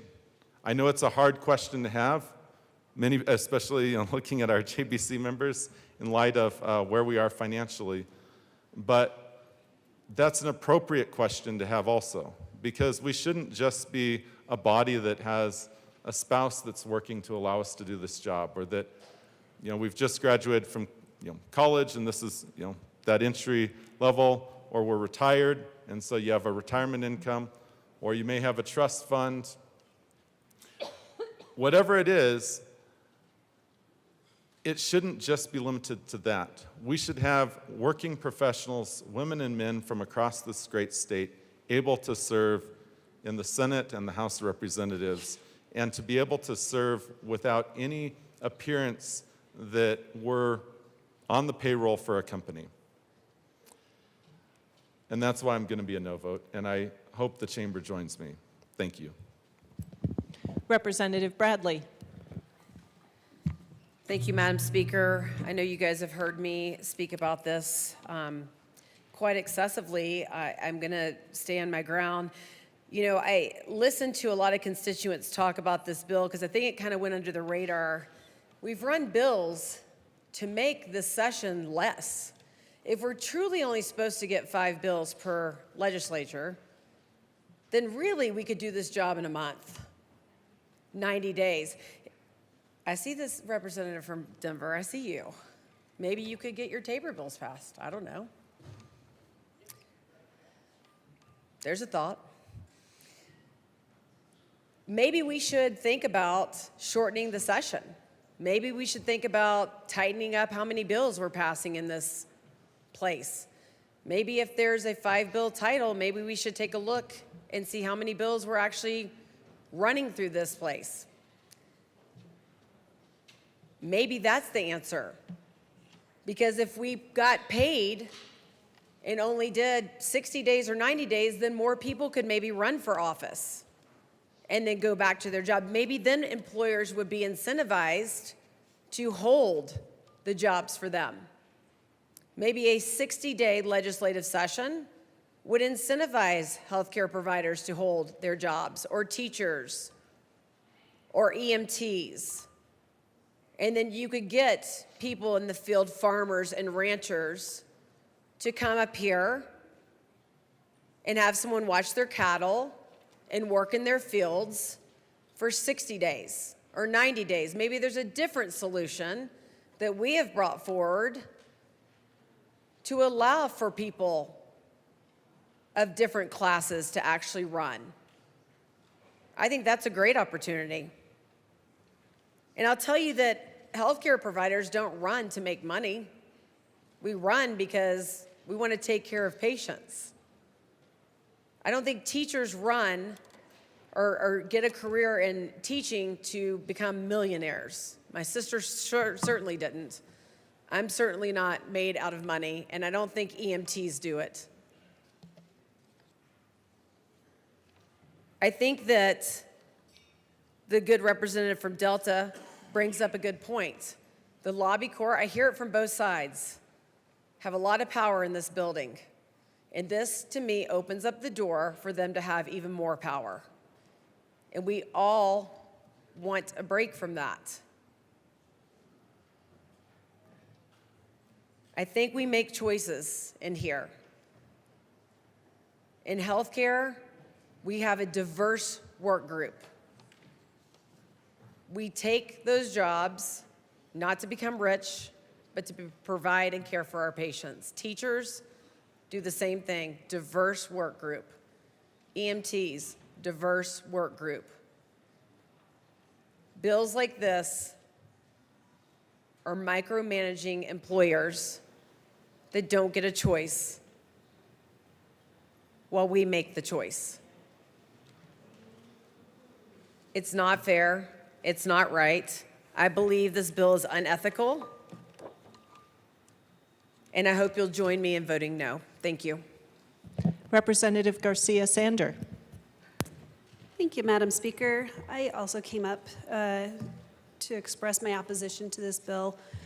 You know, the people of Colorado are very concerned about the economy, and we have a lot of people that are concerned about losing jobs in the next year because of the economy.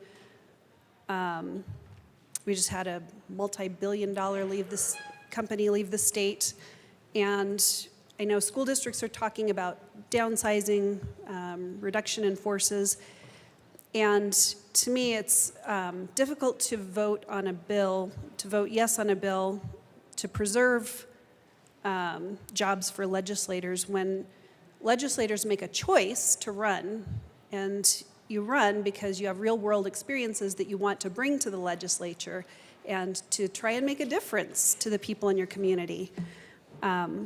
But this is public service, and this is coming from a teacher who went into teaching knowing I'm not going to make $1 million. I didn't go to med school. I didn't go to law school.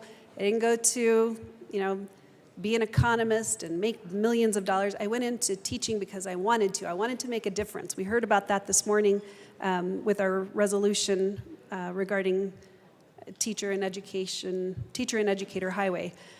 You do it because public service makes a difference. It makes your communities better. And this bill, to me, is about making sure that we pat ourselves on the back and make sure we preserve our jobs. And I just don't think that the people of Colorado are too concerned about us preserving our jobs when they're worried about theirs. To the point of my colleague from Delta, it didn't even cross my mind, but the offer of job security to maintain your seat, sure, go ahead and run and we'll make sure we have a seat for you. And, companies can use that. Your boss can use that for you or against you. And the optics are not good, I think, for us in the legislature. And I also think that my colleague from Douglas County had a really good point about shorter sessions, fewer bills, maybe. Maybe that's what we should be looking at, especially with our budget. Maybe we need to be running fewer bills and spending less time here, and that would probably save us a few $1 million out of the budget. So for those reasons, I will be a no on this vote. Thank you. Representative Johnson. Thank you, Madam Speaker. And like my colleagues before me, I stand in opposition to Senate Bill 26087. We were elected to be the voices of the people. We're supposed to be public servants. We should not be running for the title of representative or a state legislator for privileges. We should be running because we have 2 ears and 1 mouth. 2 ears to listen to the people who elected us to be here, 1 mouth to be their voice here at the Capitol while they are busy doing what they do best. Being parents, being first responders, being in the military, being teachers, business owners, farmers, ranchers. They send us here because they're so busy doing what they're doing. They don't send us here to vote on more privileges for ourselves. We had to think carefully before we ran for this position. We sought this position knowing what it entailed, the salary, whatever benefits that came with it, and understanding that we would be here for 120 days and that we opted into this option because opt-in is a choice. We knew what we were getting into. We should not know what we're getting into and then try to change the rules once we're elected. That seems like we're throwing a blanket over the people's eyes. This bill does not make it more affordable in Colorado. This bill does not protect businesses. And while I am thankful that we did get the amendment on seconds that makes it an opt-out provision for businesses, that's still extra paperwork. That's still an extra mandate. One of 2 ways. It's a mandate if they don't opt out because now they have to save a spot that they may not fiscally be able to do, or it's a mandate they have extra paperwork to do to take the time to do it, and they have to be aware that they can do that. That means they have to look into more legal provisions, understand the entire process on how they opt out, and that is adding a lot of extra time to small businesses struggling already. We have jobs already from businesses, from family members who seek multiple jobs without the promise that they keep one job when they go to another. In Northeast Colorado, I'm blessed that many of our small businesses allow for our volunteer firefighters to leave work to respond to fire. That's not a mandate, that's because they do it out of the goodness of their heart. The only mandate on optional leave, on leave like this for our military members or National Guard, that makes sense. When they're called to service to go fight for our country, they should have a job when they return. We have protections when someone has a baby, they can return, that's maternal leave. Those are the only two things though, because otherwise life is a choice, life happens, and we shouldn't be putting more strains on businesses because then that actually dilutes the people who want to run for this position, because if anyone hears any political aspirations from a potential hire, they're going to look back and say, oh, now I don't get them for 120 days. Maybe that's the reason I won't hire them, because I don't want to have that burden of an open spot that I can't fill because they're gone. We heard the solution. Make session 90 days. Make it 60 days. Maybe give us only 3 bills on top of that if we don't think we can do it in 60 days or 90 days. If we are so worried that we can't get back to our families, let's make sure we fix that ourselves and make sessions shorter. I see Colorado being excited for that, because the longer we're in this building, the more mandates we put on small businesses. We need to be focusing on affordability, and we're in a budget crunch. If we weren't here for 30 of those days and we moved it to 90, that would help with the budget. We don't have to allocate those 30 for a session. What doesn't help with the budget is forcing, yes, I know it's an opt-out, but they have papers to do, or they might not be aware of it, that people have to hold placeholder jobs for those who decide because we're adults and we know the consequences when we do decisions, that they have to hold this job. This is not for the people. This bill is for the legislators under this dome, and that's not why we were elected to be here. For the people of Colorado, I urge a no vote. Representative Luck.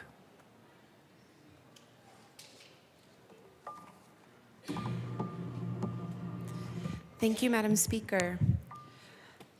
This bill I actually did want to talk about. Thank you for earlier entertaining us. Appreciate that. So for those in the gallery who may not understand what this bill does, basically the issue that has been discussed in this building for a number of years revolves around the compensation for this particular position that we hold here, and whether it's sufficient to sustain folks in the job. There are people who will take this job and then not realize the financial burden, and they will exit in order to be able to provide for their families. And so what is the answer there? If we want to recruit good folks, if we want to keep good folks, what do we do vis-a-vis the costs of this particular position? And this is one option that has been proposed, and I also don't think it is the solve to this broader conversation that has been had, because I do not believe that the burden should be placed on the businesses that we work for, the entities that we work for, when we choose to sit in these seats. If somebody has to bear that burden, it should be those of us who made that choice, right? It should be us. And so I can't get behind this. There are a number of reasons why, but one of the things that I do think we should drill down on that hasn't been brought forth during third reading is as relates to page 4, lines 12 through 16, the definition of a qualified member. This bill doesn't apply across the board to all 100 legislators. It only applies to qualified legislators, which are defined as members who qualify, members who have a member must not have an annual individual or household income that exceeds 120% of the area median income. I have served 2 districts in my time in the legislature, which equates to 6 counties. And when I look at their particular area median income and what that standard would be, even within my own districts, there is quite a range. In one county, that number is $61,800. In another one of my counties, that's $122,400. even within my own district. If I work from home or remotely for a company and I live in one part of my district, I can make more than if I lived in another part of my district. Not to mention the fact that I only cover 6 of the 64 counties. What is the disparity between all of us? One person could get a supplemental job of nearly $80,000 a year, whereas someone else could only get a supplemental job of about $19,000 a year.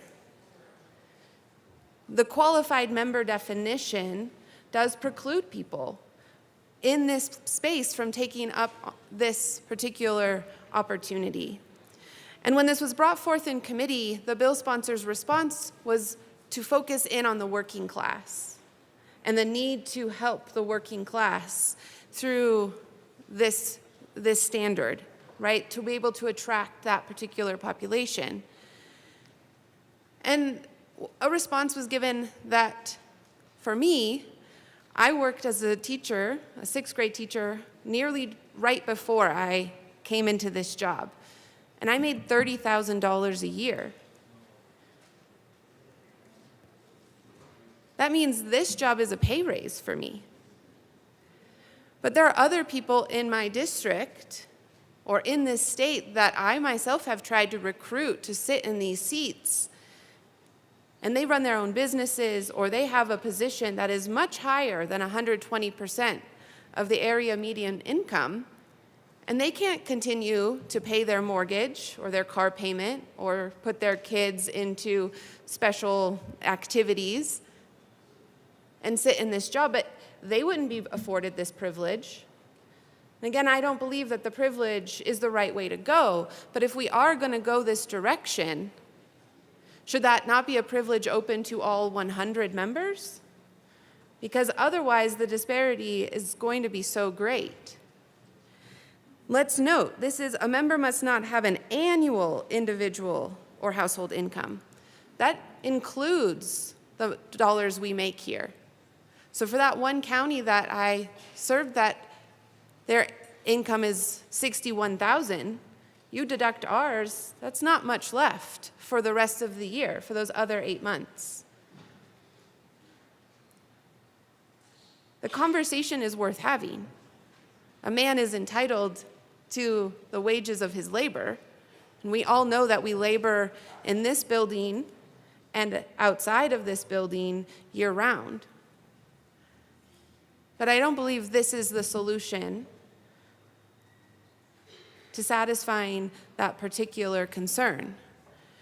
I think there are many other ways that we could address that, and so I urge a no vote. Thank you. Representative Slaw. Thank you, Madam Speaker, and it is an honor to serve with you.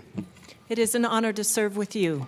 Thank you. I appreciate that, and I have appreciated that tradition that we hold this, when we say that, because I do believe that this position is a position that is somewhat of service. It is not of self. 10 years ago, I was working for a company, and I had been also offered an opportunity to go and serve on a short military tour in Germany. I thought Germany sounded great. I also knew that on the federal side, we do have protections for service members to be able to come back to their jobs if they are involuntarily, that word is important, involuntarily called to service. I could not, really in good conscience, accept that position in Germany knowing that it was not involuntary, even though the papers that I would have gotten, that would have been my orders, would have said that it was involuntary. I knew that it had been offered to me. I knew that it would have just been a choice that I made. So instead, I tried to do what I felt like was the more right thing. I left my position with the home builder that I was working for, and I started my own company. That meant that I had the flexibility to come and go as I pleased without putting the burden of my salary on the back of my employer. Just previous to the beginning of this session, I was in an involuntary military mobilization, and we are restricted from being able to serve at the same time that we are serving in other capacities. And that is okay with me because I think that there are problems inherent in doing both, but I also believe that it wouldn't be fair to expect that somebody would hold my position for me if I were making a conscious choice to go and do something else for a time. I appreciate the comments from my colleague from Delta. I agree that there, and with some of with the discussion that has been had. And I apologize that I didn't get to come in and say these things at second reading. I tried to, but I was engaged in other conversations as well. But I appreciate the conversations that have been had. I do think that if we were all more enabled to be able to spend more time focusing more on the things that we do in here, that would yield better bills for the people. I think that we could also have fewer bills if we had better bills. I think that there are some times when we've spoken to the fact that we have a Colorado revised statutes because we have to continually go back and revise them. We have to make them better. We have to adapt and change with times, but sometimes we just have to go back and fix things that we didn't do super well in a previous iteration of that particular thing. And to that point, I appreciate the comments from my colleague from Douglas County about having shorter sessions, fewer bills. Again, I think that putting the burden of our service on the backs of the small businesses, even the large businesses, that this would do, I don't think that that is fair. I don't think that that is indicative of the service that we are honored to be able to provide to our constituents. Thank you. Representative Wynn. Thank you, Madam Chair. It is an honor to serve with you. It is an honor to serve with you. Members, this bill only affects 100 lawmakers in the General Assembly, in the Senate, and the House. And the goal of this bill, again, is to open up the doors and opportunities for working class Americans to serve in the public office. And just to reiterate, other states have implemented similar policies. Maine, Minnesota, and South Dakota have unpaid leave for all employees. Vermont has unpaid leave for employees under 6. Oregon has unpaid leave for employers with 10 or less employees. And we want to emphasize this. We believe that this bill would allow for people an opportunity to serve in our communities that would not have the chance. And I want to reiterate this promise right now is that we're willing to amend this bill and keep a carve out for small businesses to allow them to also opt out. That is on the table, and we're working with the sponsors in the Senate. Today, I ask you to consider the bill as amended already. We have already accepted an amendment that was implemented during seconds, and we ask for a yes vote. Thank you, Madam Chair. Seeing no further discussion, the motion before us Madam is Speaker? Oh. I'm sorry. I'm sorry that I'm sick today and not there, but I would like to speak on behalf of the bill before the vote. Yes, as a prime sponsor, you are allowed to do so. Please proceed, Representative Lindsay. I'm sorry I didn't see your hand. Oh, no problem. Thank you, everybody. And again, sorry that I'm not there for this. I just want to explain the impetus of this bill is trying to have a very representative government. Looking at, and I think it's so interesting, the comments that were made, some people are clearly saying this is a full-time job and we should be paid that way, which is actually something that I technically agree with, but that's not the situation that we're working with. And I'm not even talking about examples of making $200,000 as a business. I'm looking at a situation in and this is not about me, by the way, because I actually don't want to have another job in this job because I think this job is so much work. I'm not trying to balance 2 jobs. But I also, before we got paid a couple days ago, had $6 left in my checking account. And I recognize that no one is here to become millionaires. And I'm fine with that. I'm not trying to be a millionaire. I don't think anyone needs to be a millionaire by joining the legislature. But I think that none of us should be underwater in doing this work. And if we're not looking at the fact that some of us are underwater in doing this work, and I will say this as respectfully and kindly as I can, that if you're not struggling financially, by taking on this job, then you are speaking from a perspective of financial security, stability, and privilege that does not exist for even all of your colleagues, but it certainly keeps people out of the legislature because they are seeing like, oh, yes, if this is the income, there's no way in heck I could ever make that much money and survive. But we want those voices. We want people that are not just retired, independently wealthy, business owners. We want those people too, but we don't want just those folks in the legislature. But we are creating a system where it's only the people that have enough financial security and flexibility to be able to do this weird hybrid job that we either say is a full-time job or it's part-time or it's a citizen legislature, and we're meant to go back to our regular work. But if we are doing that regular work, then that's obviously a conflict of interest and unethical. So we're really in this weird spot, and all of the comments that I heard, it's we obviously there's some more fixes that need to be done on this, and I will agree. The other day on Seconds, things went very strangely. We were open to accepting an amendment for a small business carve out, and things went very quickly and changed, and an amendment was accepted, and the bill was passed, and it was over. So we are at this place now. We are working on these things in discussion with our Senate co-primes. But I think that it's really, really important for our state to have the ability for working class people to be able to join us at the legislature. Along with all the other various folks that are here, because really it takes all different voices, all different income levels, all different work experience to put forth some really good ideas. We want that. That makes us a stronger body when we have a lot of views represented. That's why I'm on this bill.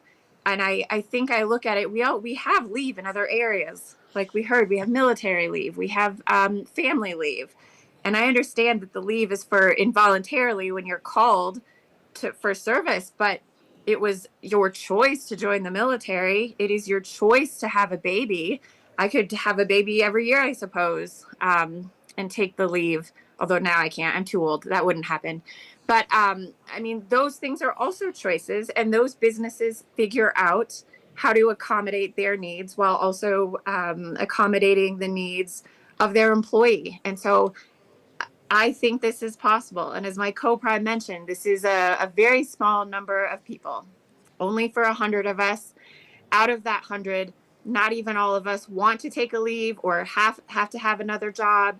And of that, we did put in the Senate the 120% AMI piece because we're also not trying to protect the C-suite. We're trying to make this so that regular working class people can join this work without having to take like a vow of poverty, because that's what a lot of us have to do when we join this work. And some of us, I think, still joyfully would do it, but that's asking a lot. And so we're just trying to figure out solutions for this very strange situation we find ourselves all in. I'm very happy that all of us look at this as a public service, which I think it is. But I don't know that I look at this as volunteer service, because I am in no position to be working full-time as a volunteer for free. And kudos to any of you that are able to do that. But that is not the majority of people in our state. That is not me here. And even if I heard some arguments about changing the timing of our legislature, those discussions can be had, but even most people can't take 90, 60, or 30 days off from a job. It doesn't, that in itself, that amount of leave, unless it is codified, is still, it's still something that the employer and the employee needs to contemplate. So I understand these discussions are very interesting, and I appreciate everybody who has reached out and talked about this. There's some more massaging that needs to be done here, obviously, and we are looking at that with our Senate co-primes.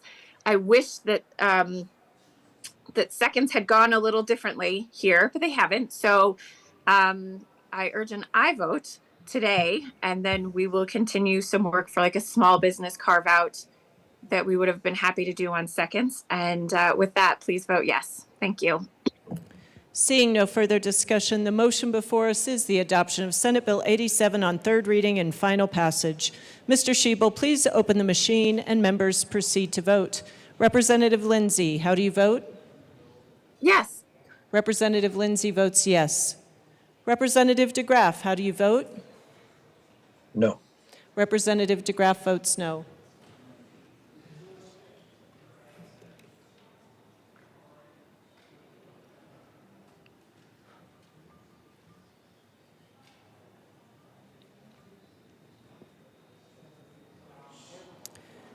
Please close the machine. With 33 aye, 31 no, and 1 excuse, Senate Bill 87 is adopted. Co-sponsors.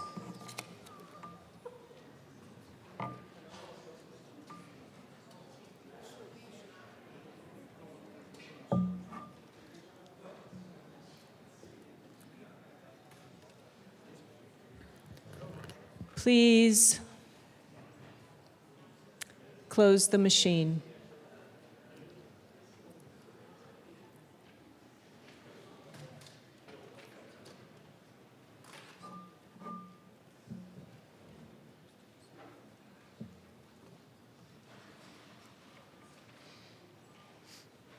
Mr. Schiebel, please read the title to Senate Bill 9. Senate Bill 9 by Senators Lindstedt and Snyder, also Representatives McCluskey and Stewart R., concerning the determination of whether an entity is a charitable organization for purposes of state sales and use tax. Madam Majority Leader. Madam Speaker, I move Senate Bill 9 on third reading and final passage. The motion before us is the adoption of Senate Bill 9 on third reading, final passage. Mr. Schiebel, please open the machine and members proceed to vote. Representative DeGraff, how do you vote? No. Representative DeGraff votes no. Representative Lindsay, how do you vote? Yes. Representative Lindsay votes yes.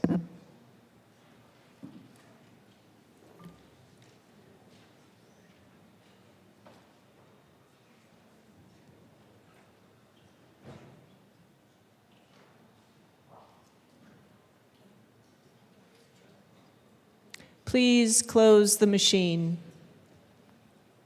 With 43 aye, 21 no, and 1 excuse, Senate Bill 9 is adopted. Co-sponsors.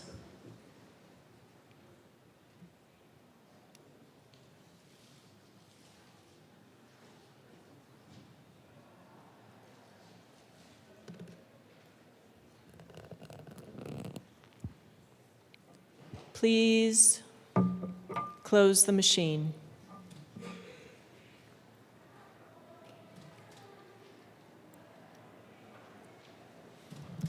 Mr. Schiebel, please read the title to Senate Bill 21. Senate Bill 21 by Senators Mullica and Simpson, also Representatives Barone and Pascal, concerning authorizing the Clean Fleet Enterprise to encourage the replacement of high-emitting trucks with low-emitting trucks in motor vehicle fleets. Madam Majority Leader. Madam Speaker, I move Senate Bill 21 on third reading and final passage. Representative Barone. Thank you, Madam Speaker. Members, I know you're going to hate me, but I'm going to request permission to run a third reading amendment. Representative Barone, I'll ask for a brief explanation.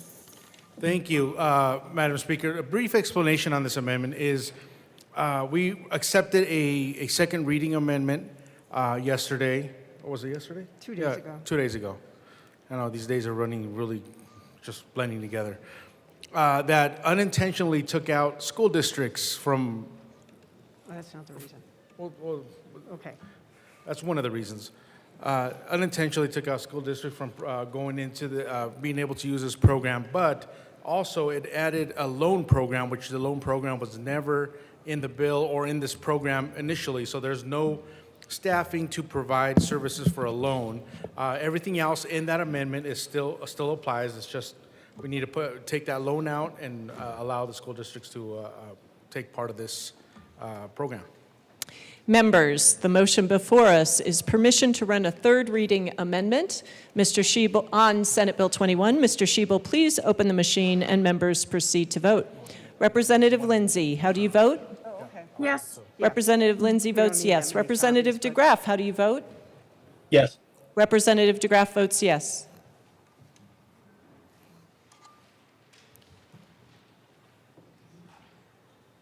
Please close the machine. With 64 ayes, 0 no, 1 excused, permission is granted. Representative Pascal. Thank you, Madam Speaker.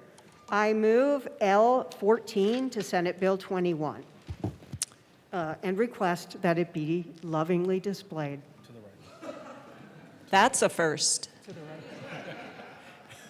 It is lovingly displayed. Please proceed.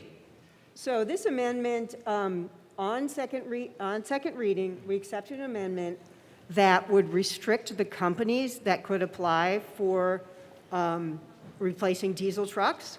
And so in this amendment, F still describes the same language about which companies are excluded. But in the amendment that was offered on seconds, it said that these folks could use the loan program. Well, it turns out that in the original creation of the Clean Fleet Enterprise, there is language saying there could be a loan program, but it was never created. So we don't have one in the Clean Fleet Enterprise. We don't want to ask them to create one, so we removed that language, and we also put in some language that we have a little bit of belt and suspenders here to reiterate that the priority for this program would be small businesses, independently owned businesses, and businesses that have limited access to capital. So we believe this is in the spirit of the original amendment, but we struck out the loan issue, and we've passed this past CDPHE and the original sponsors of the bill and made sure it's okay. So we ask for an aye vote. Representative Luck. Thank you, Madam Speaker. I just want to seek clarification from the bill sponsors. In that first section, Section E in your amendment, the prioritization seems to be going to businesses that are, as it cites there, that fall under those categories. Is that prioritization as relates to public? Because we're dealing in this Section 8 with public and private owners. So are we saying we're prioritizing private businesses over public entities? Yes. Okay. Thank you very much. Seeing no further discussion, the motion before us is the adoption of L14 to Senate Bill 21. Mr. Schiebel, please open the machine and members proceed to vote. Representative Lindsay, how do you vote? Yes. Representative Lindsay votes yes. Representative DeGraff, how do you vote? No. Representative Excuse me, yeah. Yes on the amendment. Representative DeGraff votes yes.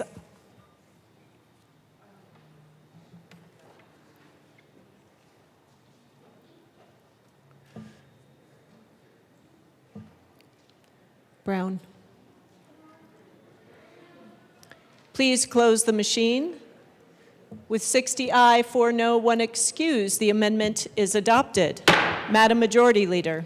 Madam Speaker, I move for the repassage of Senate Bill 21 as amended. It is the first passage, but that will work. The motion before us is the adoption of Senate Bill 21 as amended. Mr. Schiebel, please open the machine and members proceed to vote. Representative Lindsay, how do you vote? Yes. Representative Lindsay votes yes. Representative DeGraff, how do you vote? No. Representative DeGraff votes no.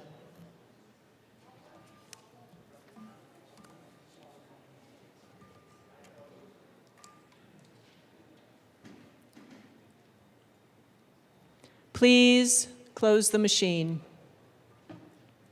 With 48 ayes, 16 no, 1 excused, Senate Bill 21 as amended is adopted. Co-sponsors.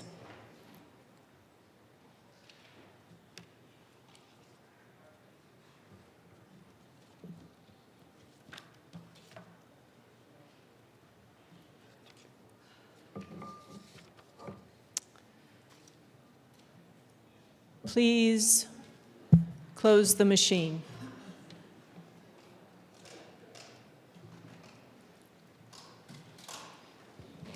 Mr. Schiebel, please read the title to Senate Bill 54. Senate Bill 54 by Senators Catlin and Snyder, also Representatives Ricks and Richardson, concerning an exception to the statutory limit on the amount that a landlord may require a tenant to provide as a security deposit in cases where the landlord and tenant have executed a post-closing occupancy agreement.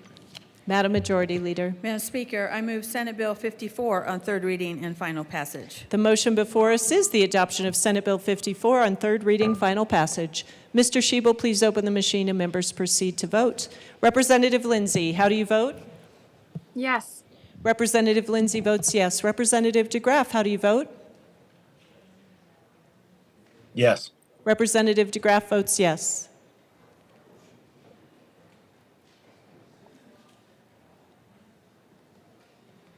Please close the machine. With 64 ayes, 0 no, 1 excused, Senate Bill 54 is adopted. Co-sponsors.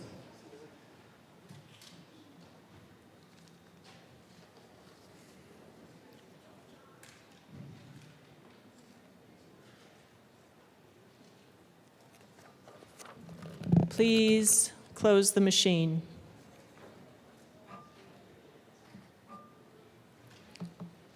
Mr. Shebel, please read the title to Senate Bill 26. Senate Bill 26 by Senators Catlin and Mullica, also Representatives Leader and Winter, concerning increasing the gross vehicle weight rating limit for a passenger motor vehicle for which the use of a child restraint system is required. Madam Majority Leader. Madam Speaker, I move Senate Bill 26 on third reading and final passage. The motion before us is the adoption of Senate Bill 26 on third reading, final passage. Mr. Shebel, please open the machine and members proceed to vote. Representative Lindsay, how do you vote? Yes. Representative Lindsay votes yes. Representative DeGraff, how do you vote?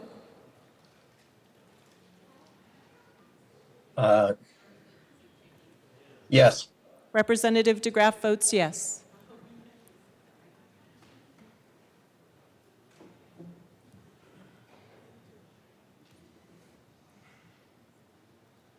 Please close the machine. With 64 ayes, 0 no, 1 excused, Senate Bill 26 is adopted. Co-sponsors.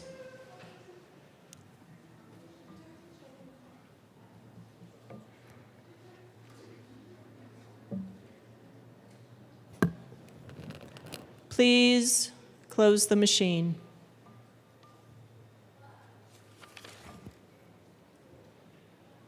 Mr. Shebel, please read the title to Senate Bill 126. Senate Bill 126 by Senators Marchman and Rich, also Representatives Johnson and Lukens, concerning teacher licensure for out-of-state applicants. Madam Majority Leader. Madam Speaker, I move Senate Bill 126 on third reading and final passage. The motion before us is the adoption of Senate Bill 126 on third reading and final passage. Mr. Shebel, please open the machine and members proceed to vote. Representative Lindsay, how do you vote? Yes. Representative Lindsay votes yes. Representative DeGraff, how do you vote? Yes. Representative DeGraff votes yes.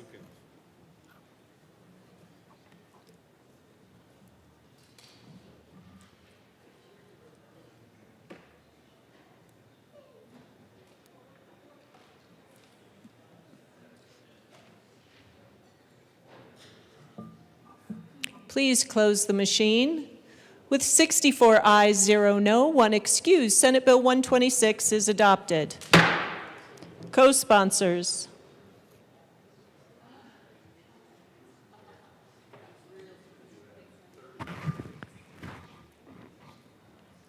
Representative Lindsay, co-sponsors.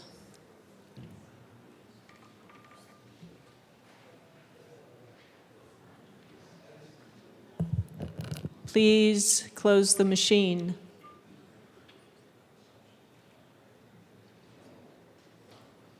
Mr. Shebel, please read the title to Senate Bill 61. Senate Bill 61 by Senators Rich and Roberts, also Representatives Lukens and Richardson, concerning a change to legal notice publication requirements for a county without a requisite legal newspaper. Madam Majority Leader. Madam Speaker, I move Senate Bill 61 on third reading and final passage. The motion before us is the adoption of Senate Bill 61 on third reading, final passage. Mr. Shebel, please open the machine and members proceed to vote. Representative Lindsay, how do you vote? Yes. Representative Lindsay votes yes. Representative DeGraff, how do you vote? Yes. Yes. Representative DeGraff votes yes.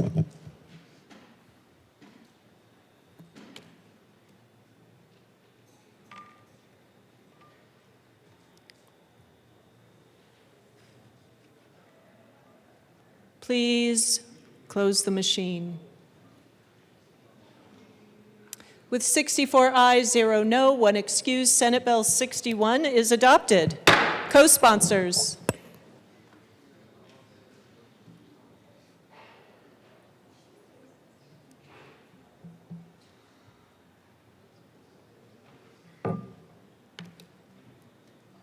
Please close the machine.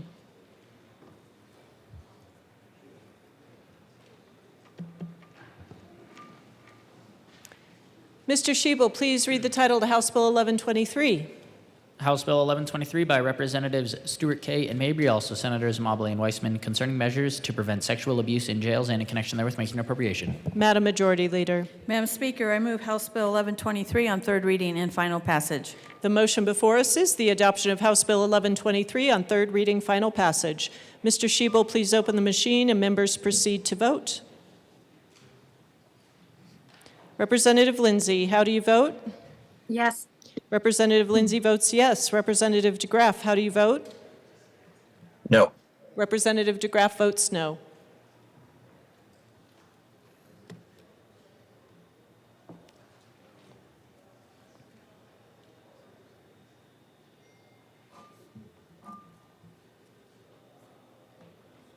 Flannel, Luck, and Soper.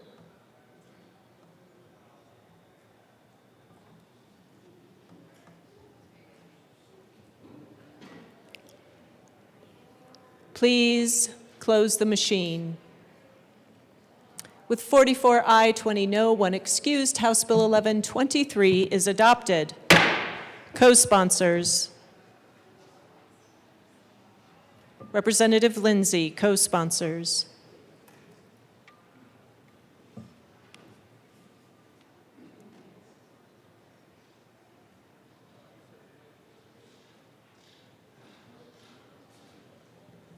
Please close the machine.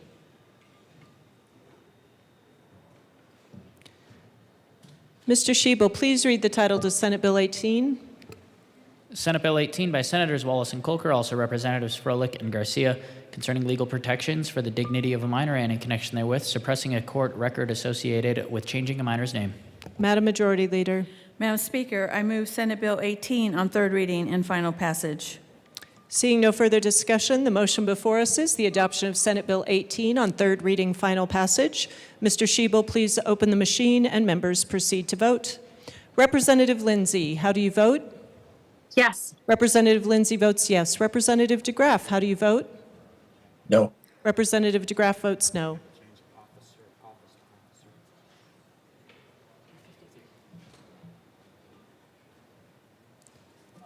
Please close the machine. With 42 aye, 22 no, and 1 excused, Senate Bill 18 is adopted. Co-sponsors.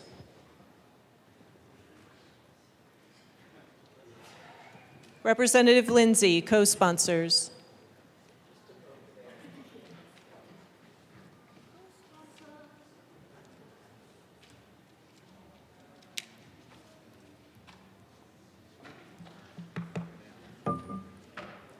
Please close the machine.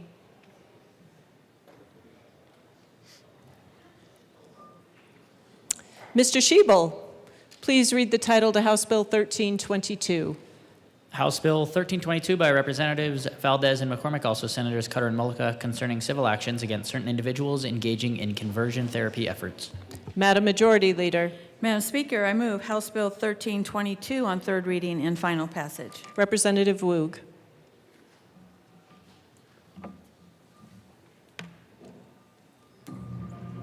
Thank you, Madam Speaker. So listening to this bill yesterday a lot, we talked a lot about it, and sometimes you listen to bills and you're like, this is not my wheelhouse. I maybe don't relate to everything. I maybe don't relate to what the sponsors are, what they have gone through or what they're considering. So then today comes along, and I'm taking yoga. Hot yoga? Is it Bikram maybe? I think it's hot, I call it hot yoga. So, and the reason I say that, this is to the bill, I promise. sometimes things come to me at different times, and in particular, with this yoga class, the last 5 minutes, you're just laying still on your back.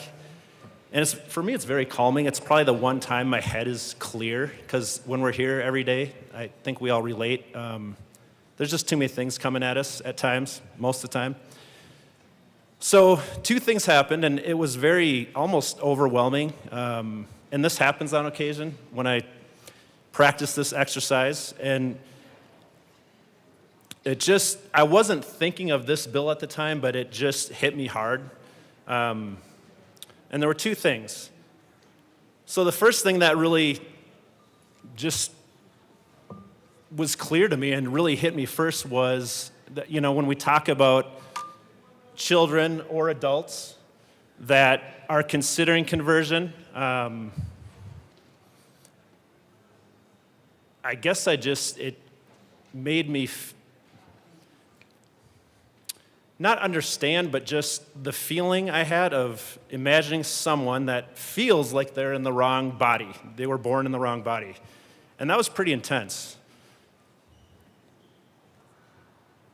People that feel like they're probably at times feeling rejected.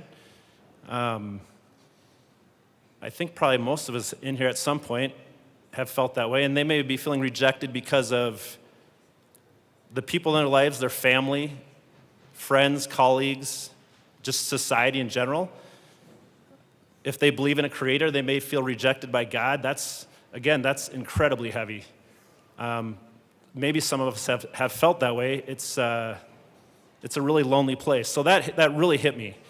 And just to think of their feelings of insecurity, the pain, not understanding, I think in my own life that really creates issues for me, is just not understanding something. Why? Like why am I even dealing with this, or what's happening?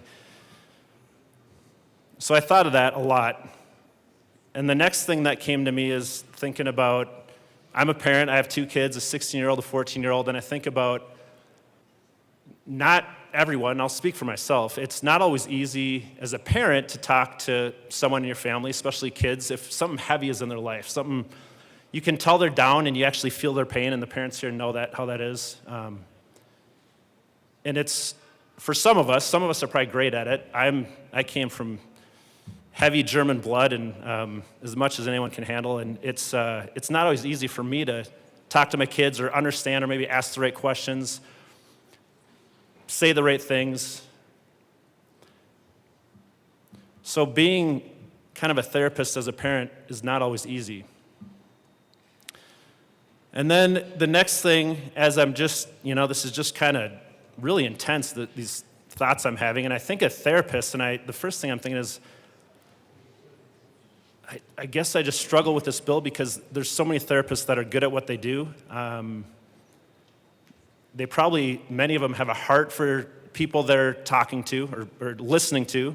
They're empathetic. They've gone through a lot of training, way more than I have, to even understand what these people are going through or thinking.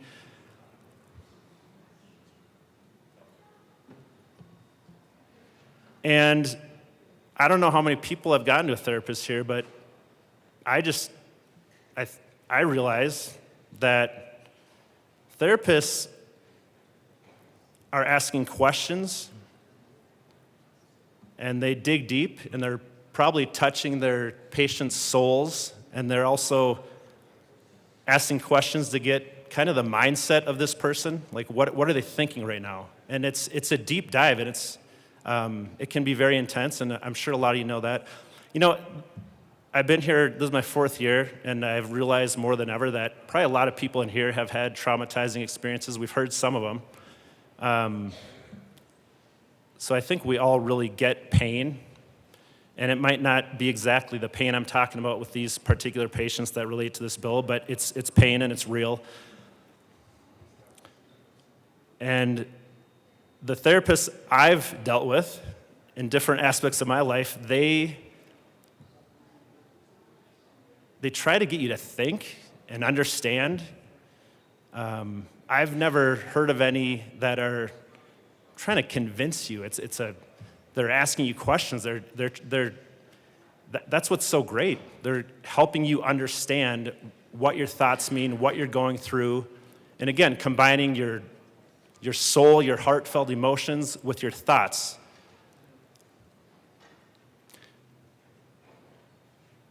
And truly, I think a lot of therapists, I'm sure of it, save people's lives. And they're so important to so many people. And to me, whether they help someone after a transition or before, and maybe that person doesn't transition, but the thought that they have this pressure on them now that they have to worry about what they ask or what they say, and I don't even know how you can go after them. I mean, there's a patient in there, and maybe the patient said they did this or they said this, or the patient changed their mind. Maybe now they're not going to transition. Maybe it's before.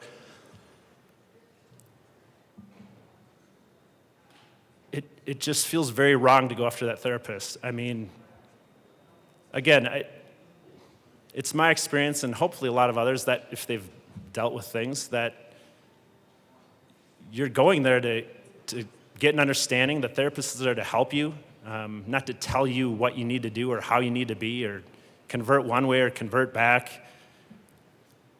And that's just my big problem with this bill. Just to open them up to all this liability and be concerned with how they do their job and what they're doing. Because the reality is they're there to help. They're not there to tell you, you need to do this or you need to do this or this is wrong.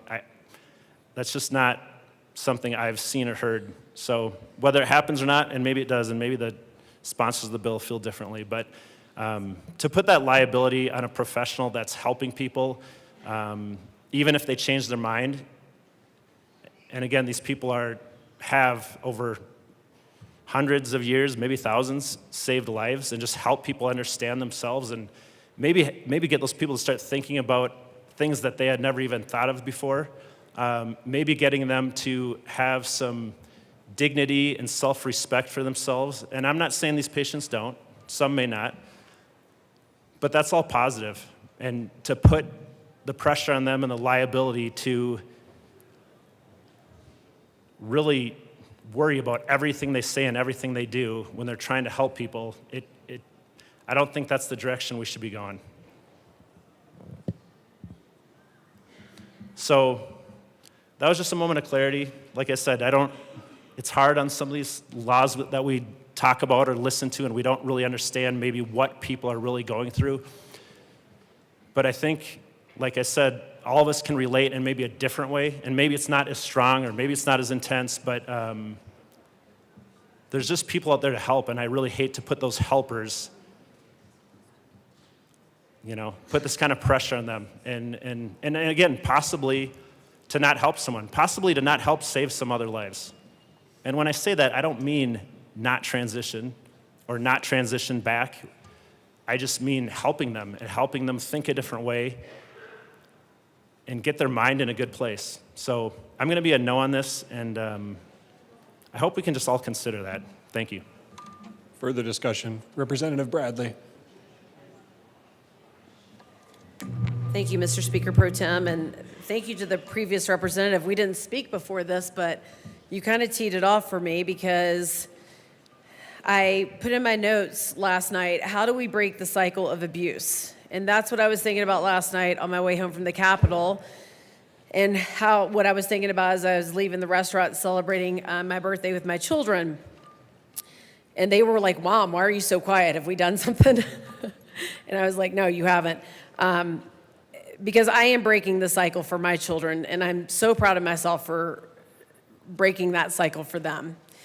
And I was wondering on my drive home why we can't break the cycle for the children of Colorado, and I think that that's why I lose so much sleep, because the children of Colorado will continue to be victims of policies made here under the Golden Dome, victims of a new type of conversion therapy, a type of conversion therapy defined by teachers in schools, some types of counselors, art clubs, and legislators.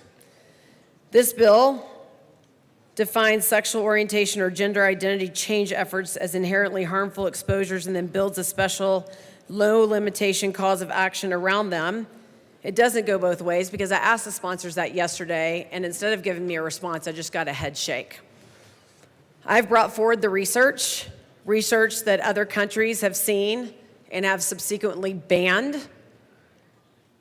Doctors, American Society of Plastic Surgeons who are doing these harmful surgeries on children have banned. I have brought a study that had 96 million participants that said people that undergo these surgeries have a 19-time increased risk of suicide. And too many countries to even announce right now have said that children deserve psychological treatment, not abuse. They deserve informed consent, not harmful rhetoric pushed by medical societies that have a price tag on their heads. Money to groom these children into a life of mutilation and sterility means much more to them than actually making sure these children have informed consent to make a clear, conscious decision, and it disgusts me every single day to be a part of that society. I was told the lies throughout my childhood. I was told I would never be good enough, I would never measure up, and then an amazing teacher named Mr. Cathcart, who I would later find out was a gay liberal man, saved me from myself. He came to my wedding. He told me the truth. He told me the world would be devastated to lose someone like me. That the world needed my voice, that I was perfectly made in the eyes of the beholder. I didn't know his politics. I didn't know his sexual orientation. I just knew that he adored me and defended me from the lies being sold to me. In Colorado, I think he would probably be seen as a bigot. He would be stripped of his religious freedom to tell me truth and light. I listen to a song every day that says I keep fighting voices in my mind that say I'm not enough. Every single lie that tells me I will never measure up. Am I more than just the sum of every high and every low? Remind me once again just who I am because I need to know. And the point of that song is because I have a creator that says I am loved when I can't feel a thing. I am strong when I think I'm weak. I am held when I am falling short. And when I don't belong, you say I am yours. And that is what children need. They need to know they are beautifully and perfectly made, and that our Creator makes zero mistakes. And they are being sold lies.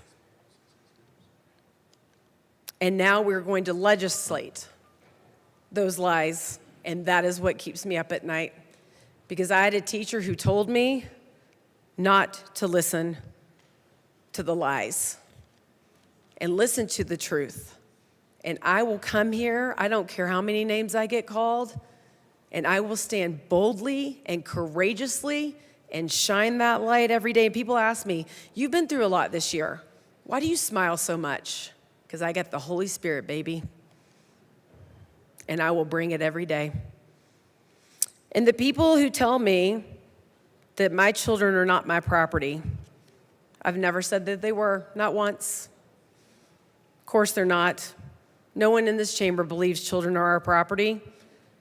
Let's stop pretending that's what this debate is about, because it's not. That line is being used to justify something far more concerning, expanding government authority over families.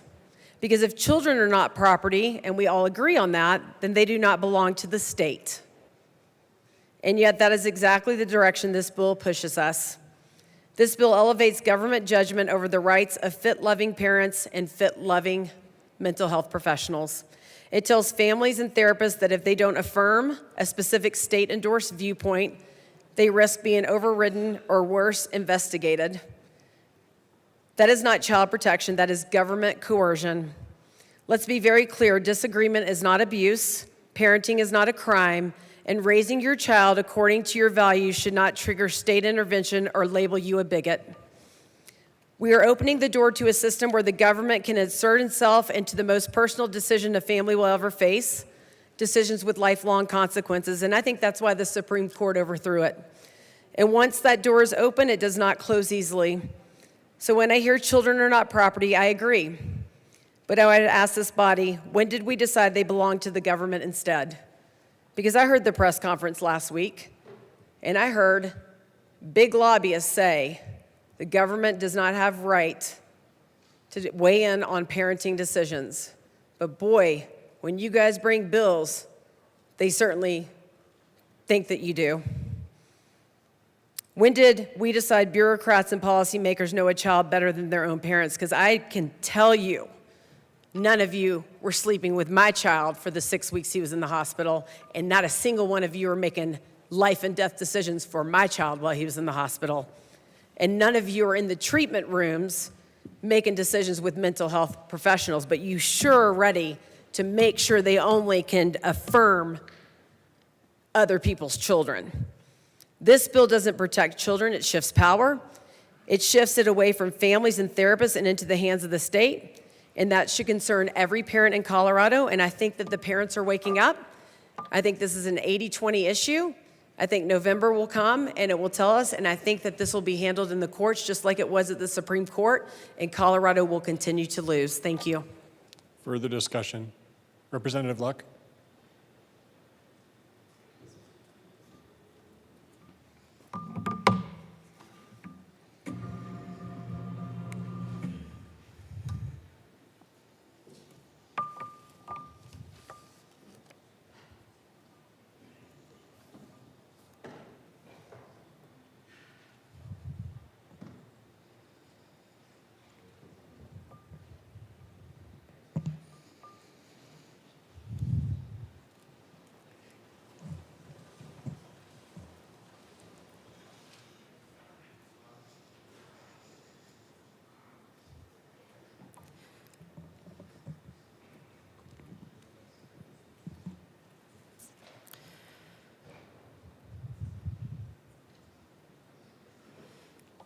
Thank you, Mr. Speaker Pro Tem.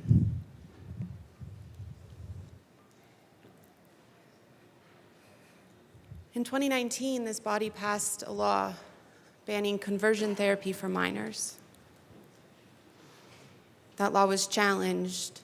The Supreme Court heard arguments on the case in the fall term of 2025. Earlier this week, the Supreme Court struck down that law.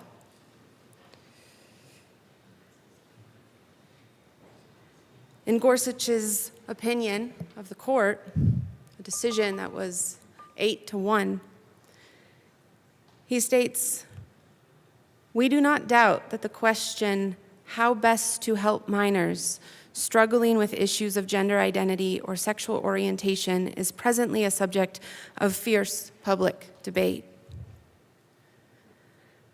But Colorado's law addressing conversion therapy does not just ban physical interventions.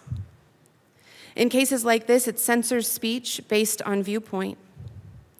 Colorado may regard its policy as essential to public health and safety.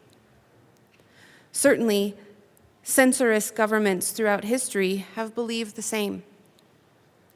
But the First Amendment stands as a shield against any effort to enforce orthodoxy in thought or speech in this country.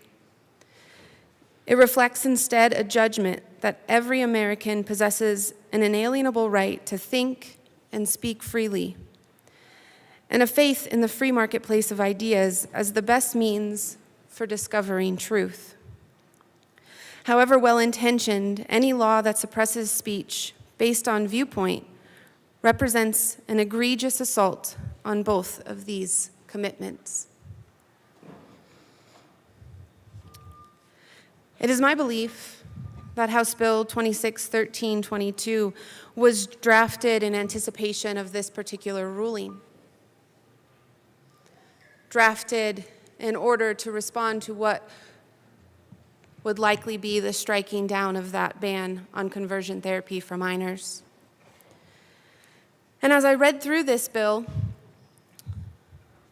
an image came into my mind of my 2-year-old. When he's told no around something that he desperately desires, he throws quite a fit. I guess that's where the phrase terrible two comes from. This bill feels like a tantrum to me. It is not measured. It is not reasonable. It is not consistent with other areas of law. Bless you. As we heard yesterday, over and over and over again, the standards set in this bill far surpass any other areas where liability is imposed. To be liable for counseling forever and always until you die, 5 years after your patient dies, up to nearly any extent, damages, economic, non-economic, exemplary, and any others that the court might want to throw at you. It doesn't just apply to minors like the 2019 law. It applies to everyone, including adults who walk in and consent to a particular course of treatment. Now, it's a clever way to circumvent what was likely to be found by the court, to say, sure, you can do this behavior, we're not banning you, but you will forever and always be liable in the event that there is any kind of injury. And even if you only contributed 0.5% to someone's injury, you are going to be held responsible for 100% of that.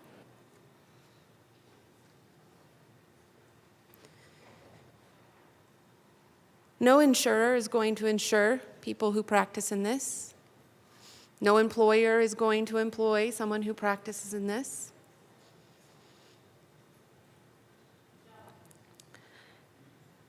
And for some, that's a delightful thing, because they genuinely believe that counseling someone to align with their biological sex is wrong. Or counseling someone who has a particular sexual orientation that they themselves don't want, and helping them overcome that particular sexual orientation is again wrong. And there are those who believe that, and believe that this particular kind of counseling is harmful. But as Judge Gorsuch said, the First Amendment stands as a shield against any effort to enforce orthodoxy in thought or speech in this country. And the orthodoxy right now in this building, not necessarily in the culture, but in this building, rejects the idea that someone could be counseled who is biologically a boy, struggling with the thought of being a girl, but who wants to remain biologically a boy. Or someone who has same-sex attractions who doesn't want them. More and more, this country prides itself on being pluralistic and multicultural, and yet does not allow for pluralistic and multicultural voices in areas like this one. Shut down.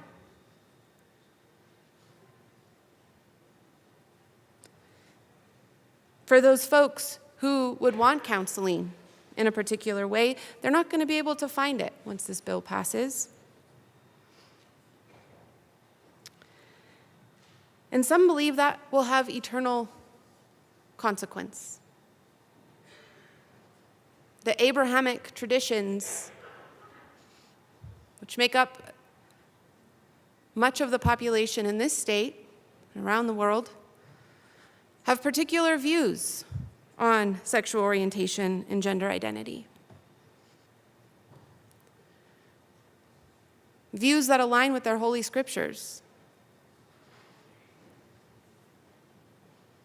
And under this bill, because we failed to define, even though we had an opportunity yesterday, what a predetermined outcome is likely that people cannot find licensed mental health professionals who will help them to navigate in that space.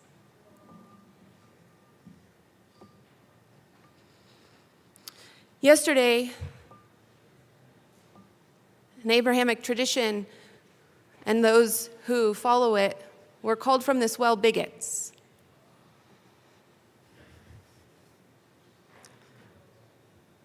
people who don't love. And I understand that that is the view that some hold.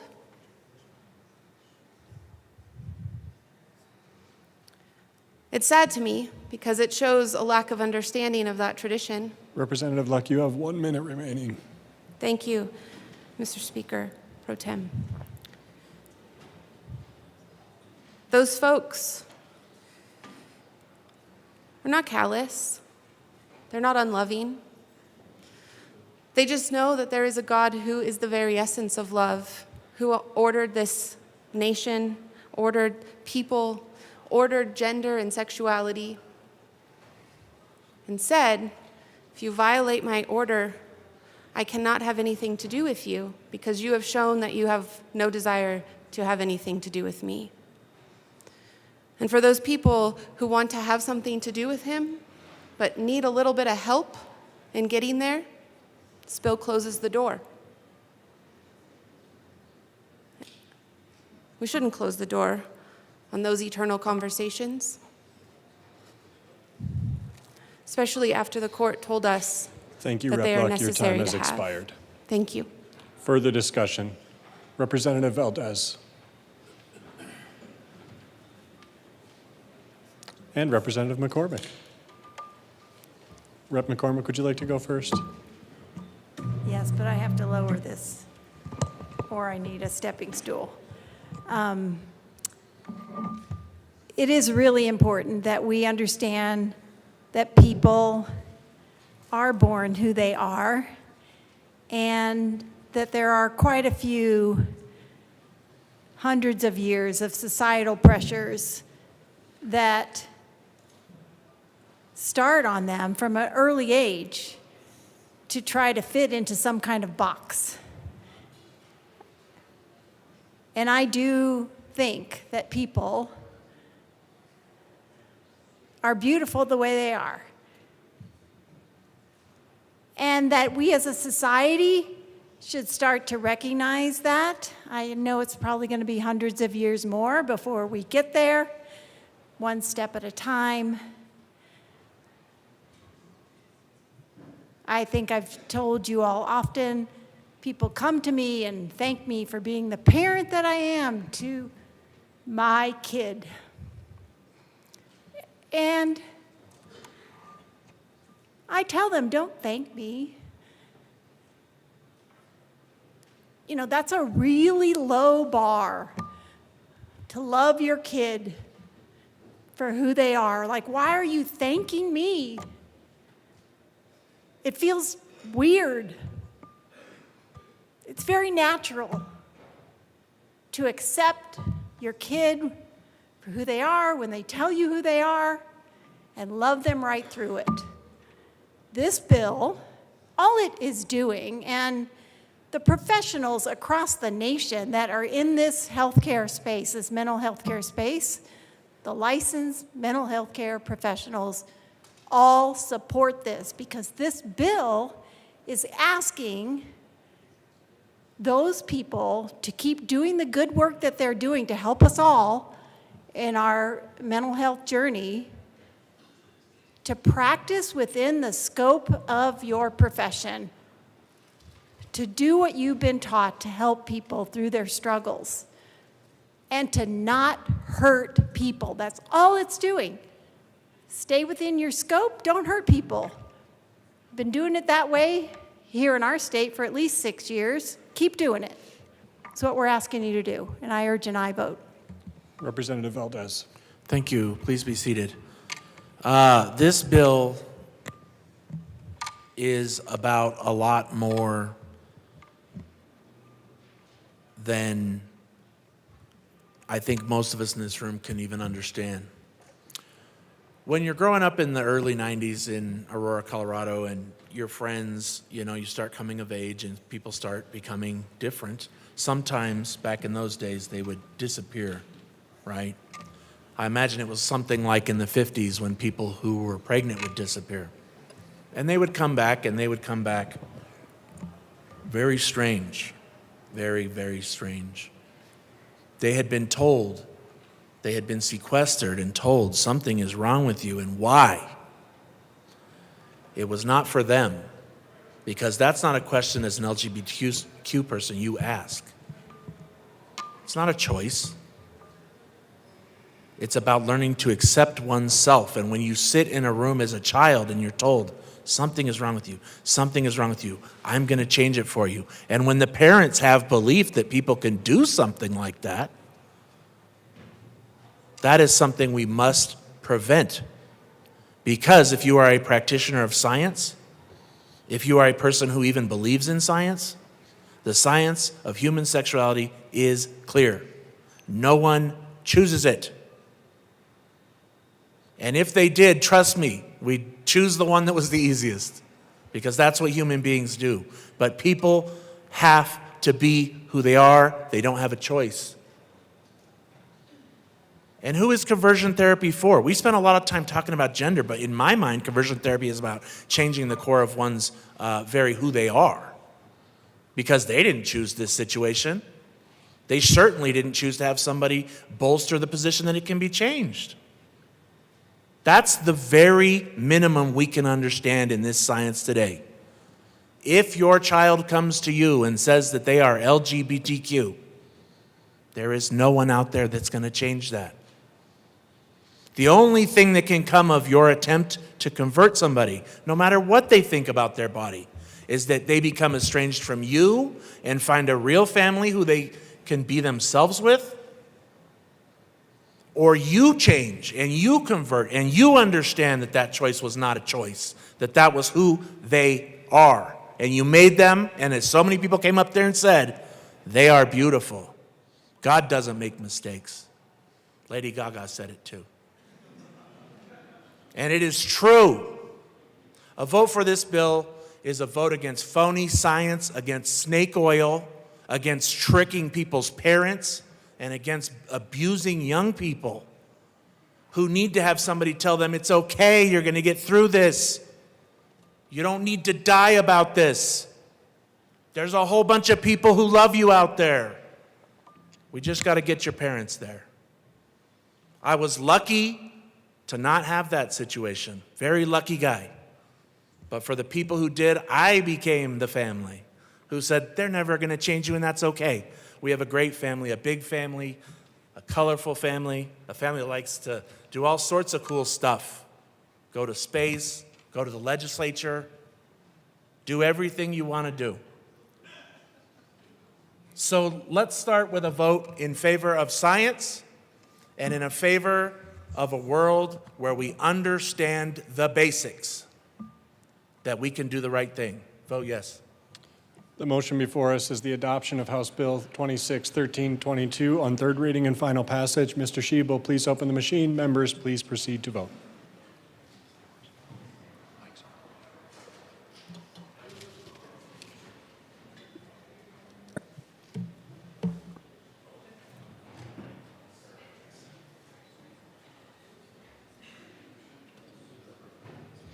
Representative Lindsay, how do you vote? Yes. Representative Lindsay votes yes. Representative DeGraff, how do you vote? No. Representative DeGraff votes no. Please close the machine. With 40 aye, 23 no, and 2 excused, House Bill 1322 is adopted. Co-sponsors.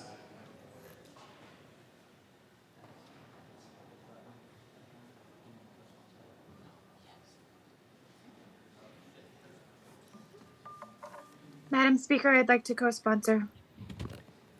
Representative Lindsay, co-sponsors.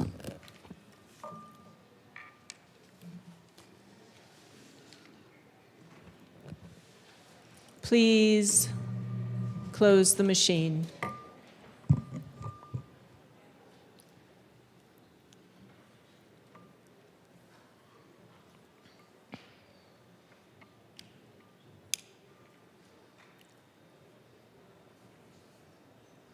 Mr. Schiebel, please read the title to Senate Bill 53.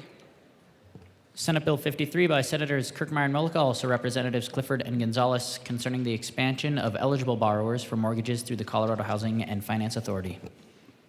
Madam Majority Leader. Madam Speaker, I move Senate Bill 53 on third reading and final passage. Representative Clifford. Thank you, Madam Speaker. I request permission to run a third reading amendment.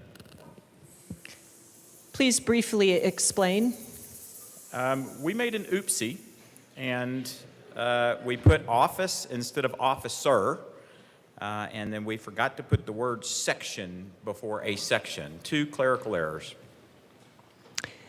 Excellent. The motion before us is permission to run a third reading amendment on Senate Bill 53. Mr. Schiebel, please open the machine and members proceed to vote. Representative Lindsay, how do you vote? Yes. Representative Lindsay votes yes. Representative DeGraff, how do you vote? Yes. Representative DeGraff votes yes.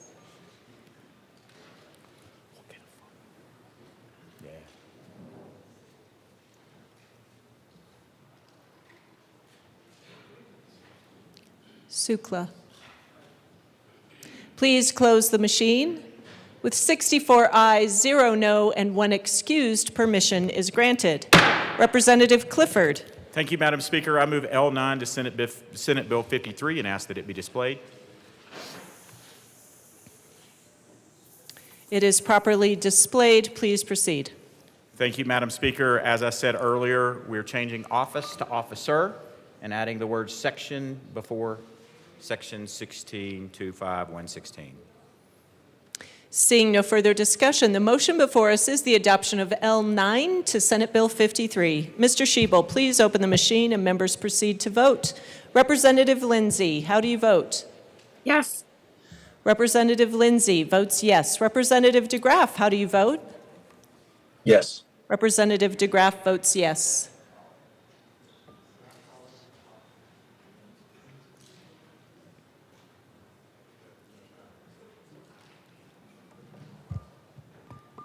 Please close the machine. With 64 ayes, 0 no, 1 excused, the amendment is adopted. Madam Majority Leader. Madam Speaker, I move for the passage of Senate Bill 53 as amended. The motion before us is the adoption of Senate Bill 53 as amended on third reading, final passage. Mr. Schiebel, please open the machine and members proceed to vote. Representative Lindsay, how do you vote? Yes. Representative Lindsay votes yes. Representative DeGraff, how do you vote? No. Representative DeGraff votes no.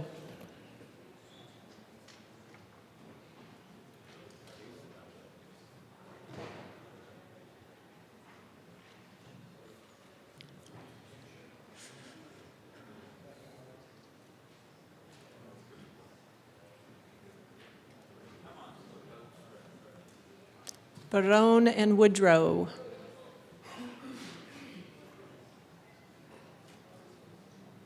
Please close the machine.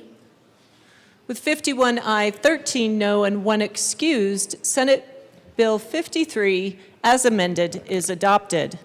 Co-sponsors.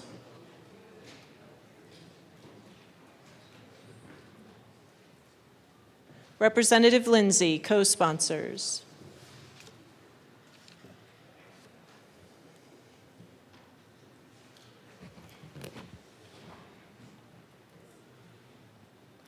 Please close the machine.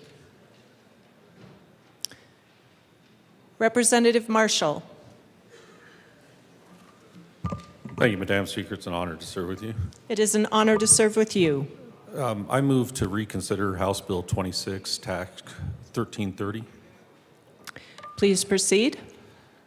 Members, this is a hard self-flagellation. So several weeks ago, I didn't have a very strong opinion one way or another on this bill, and I had a few constituents contact me and say they didn't like it. I let the sponsor know that didn't really care one way or another, but since I had a few constituents that didn't like it, I'd be voting no on it, but I wouldn't kill it. I forgot that, and when we were voting today, it popped up as 30 votes, and I assumed it had died and was not paying attention, and then literally when the board closed, it went to 32 votes, and so as a matter of honor, I am trying to correct my mistake. If people want to help me with that, that's fine. If not, I gain nothing from this, but it is a matter of honor because I did make that commitment to a colleague. So I'm asking for reconsideration to change the vote. Representative Woodrow. Thank you, Madam Speaker. It's an honor to serve with you. Members, there's been an incredible amount of misinformation spread about this bill. And as you all know, working here and working so diligently, it is really tough to combat misinformation. They say a lie travels halfway around the world before the truth even puts its pants on. This bill does not require any entertainment district to change its hours from 2 a.m. to 4 a.m. They already have the power to do that, and the vast majority, 12 of the 15 we have across the state, have said no. This bill requires consultation with local law enforcement and has the support of our sheriffs and chiefs. A member who wanted to vote yes was not here this morning. I ask that you give him the opportunity to vote on the bill, and I appreciate Rep. Marshall for coming up and having the courage to make this motion. I ask for an aye vote. Representative Soper. Thank you, Madam Speaker. I also ask for an aye vote. The first vote is for reconsideration, and then the next vote would be for the bill. But we would ask for reconsideration, certainly, and thank you to our colleague from Douglas County. But we had another colleague from up north who was not able to be here to vote, who now is here. It's very important to him. But members, I don't think I have seen a bill with more misinformation than this bill. The idea that we're going to go to automatic 4 a.m. drinking times around the state is absolutely not true. This bill is 100% about local control. If the locals establish an entertainment district, then they set the parameters. But those are already in law. That's not changing at all. The square footage is what's changing. The parameters around the blocks, that's changing. But that's still up to local government if they want to engage in having an entertainment district. And entertainment districts are around with or without this bill. This is a modernization in terms of making sure that local law enforcement gets to weigh in, which guess what? That's not in the current law for entertainment districts.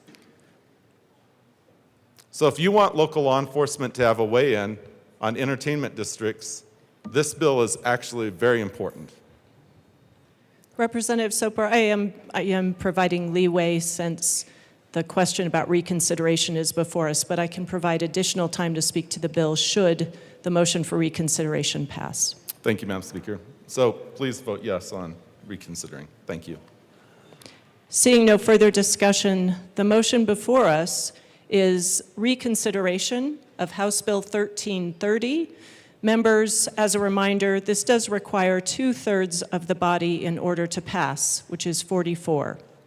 Seeing no further discussion, the motion before us is to reconsider House Bill 1330. Mr. Schiebel, please open the machine and members proceed to vote. Representative Lindsay, how do you vote? Yes. Representative Lindsay votes yes. Representative DeGraff, how do you vote? No. Representative DeGraff votes no.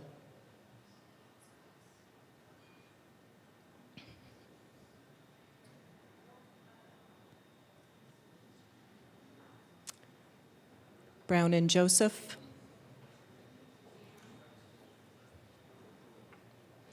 Please close the machine.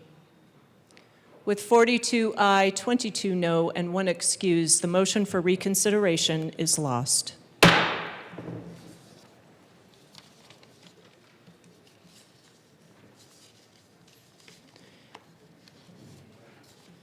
Members, any announcements?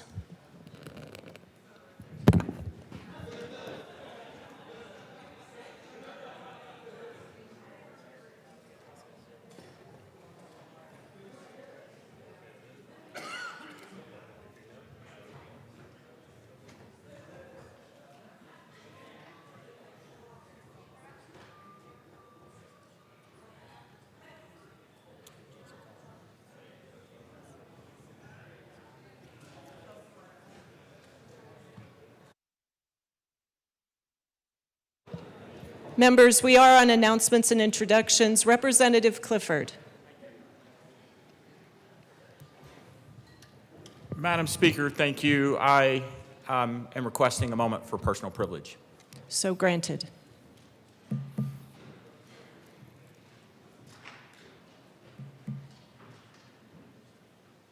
going to take my time.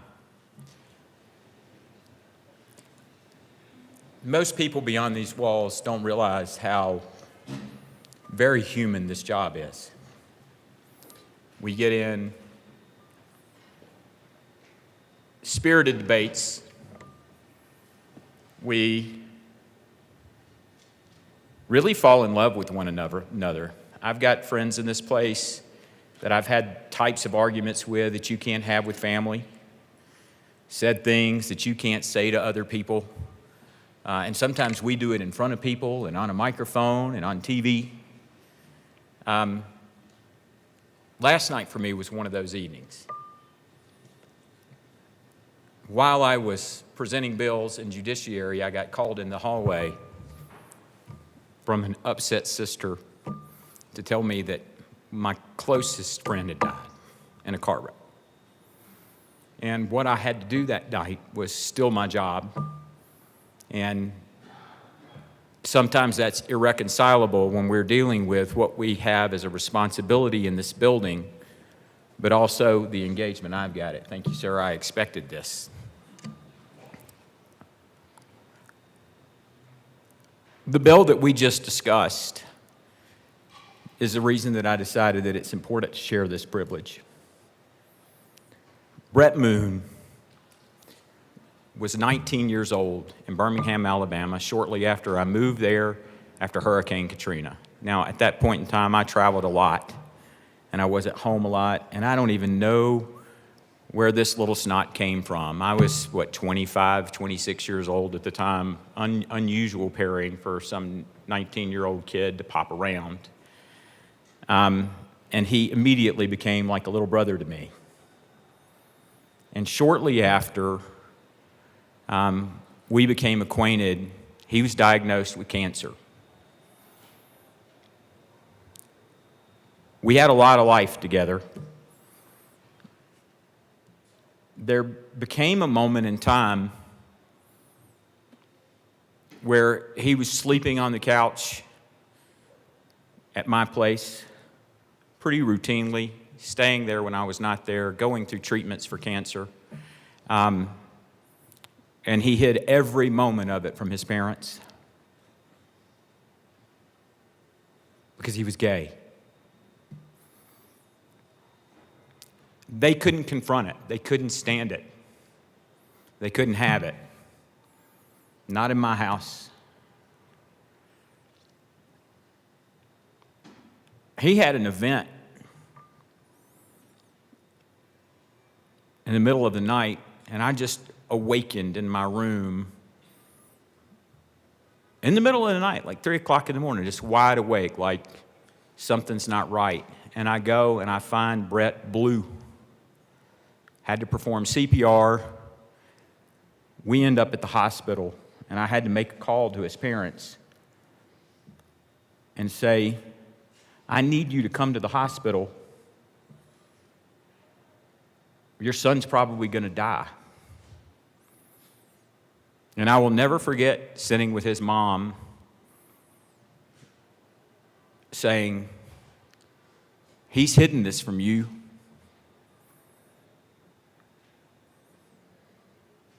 And I'm not letting you go back there if you're going to judge him.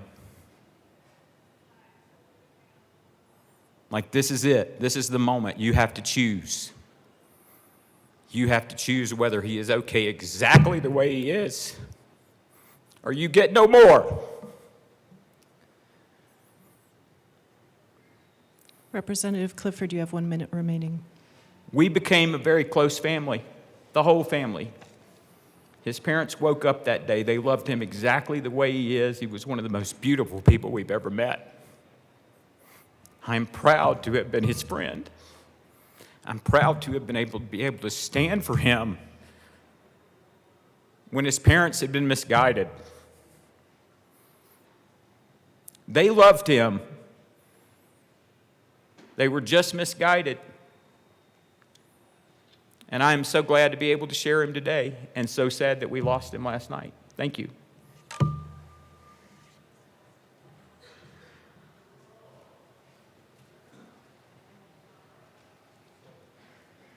Representative Barone. Thank you, members. I just want to remind everybody, I'm going to leave my Jesus is up here for everybody throughout the weekend until the end of the day of Monday. And then I'll move them to my office if you ever want to come down. But feel free before you leave, come over here and grab one if you want one. Appreciate it. Representative Soper. Thank you, Madam Speaker.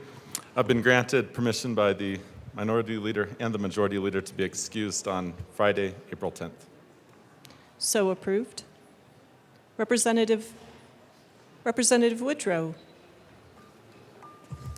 Thank you, Madam Speaker. It's an honor to serve with you. It is an honor to serve with you.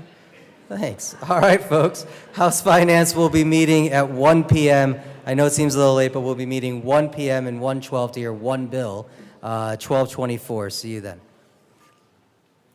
Representative Luck.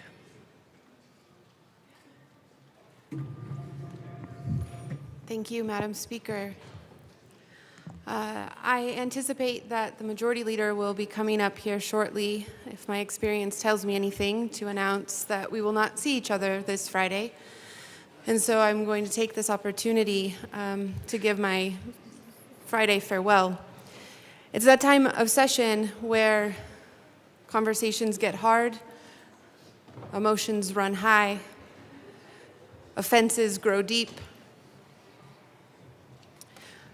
And I'm grateful for this weekend and what it represents because of the fact that it represents, in part, the opportunity for healing and for coming back together again. While we were yet sinners, Christ died for us, is what we hear in the Holy Scriptures, and this weekend is Passover and Easter to celebrate those very things. And so while there are times when we vehemently disagree, there are times when we hurt each other deeply, there are times when we misunderstand each other and don't take time to actually hear each other out, the reality always remains that each of you are loved and amazing and worthy and adored.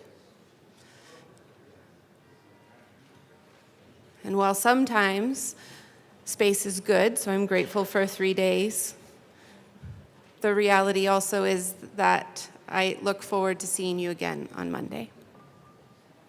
Thank you. Madam Majority Leader. Thank you, Madam Speaker.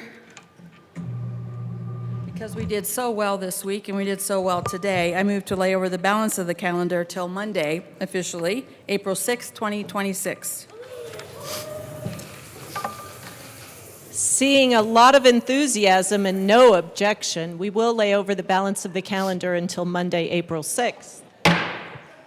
Madam Majority Leader. Madam Speaker, I move that the House stand in recess until later today. The House will stand in recess until later today.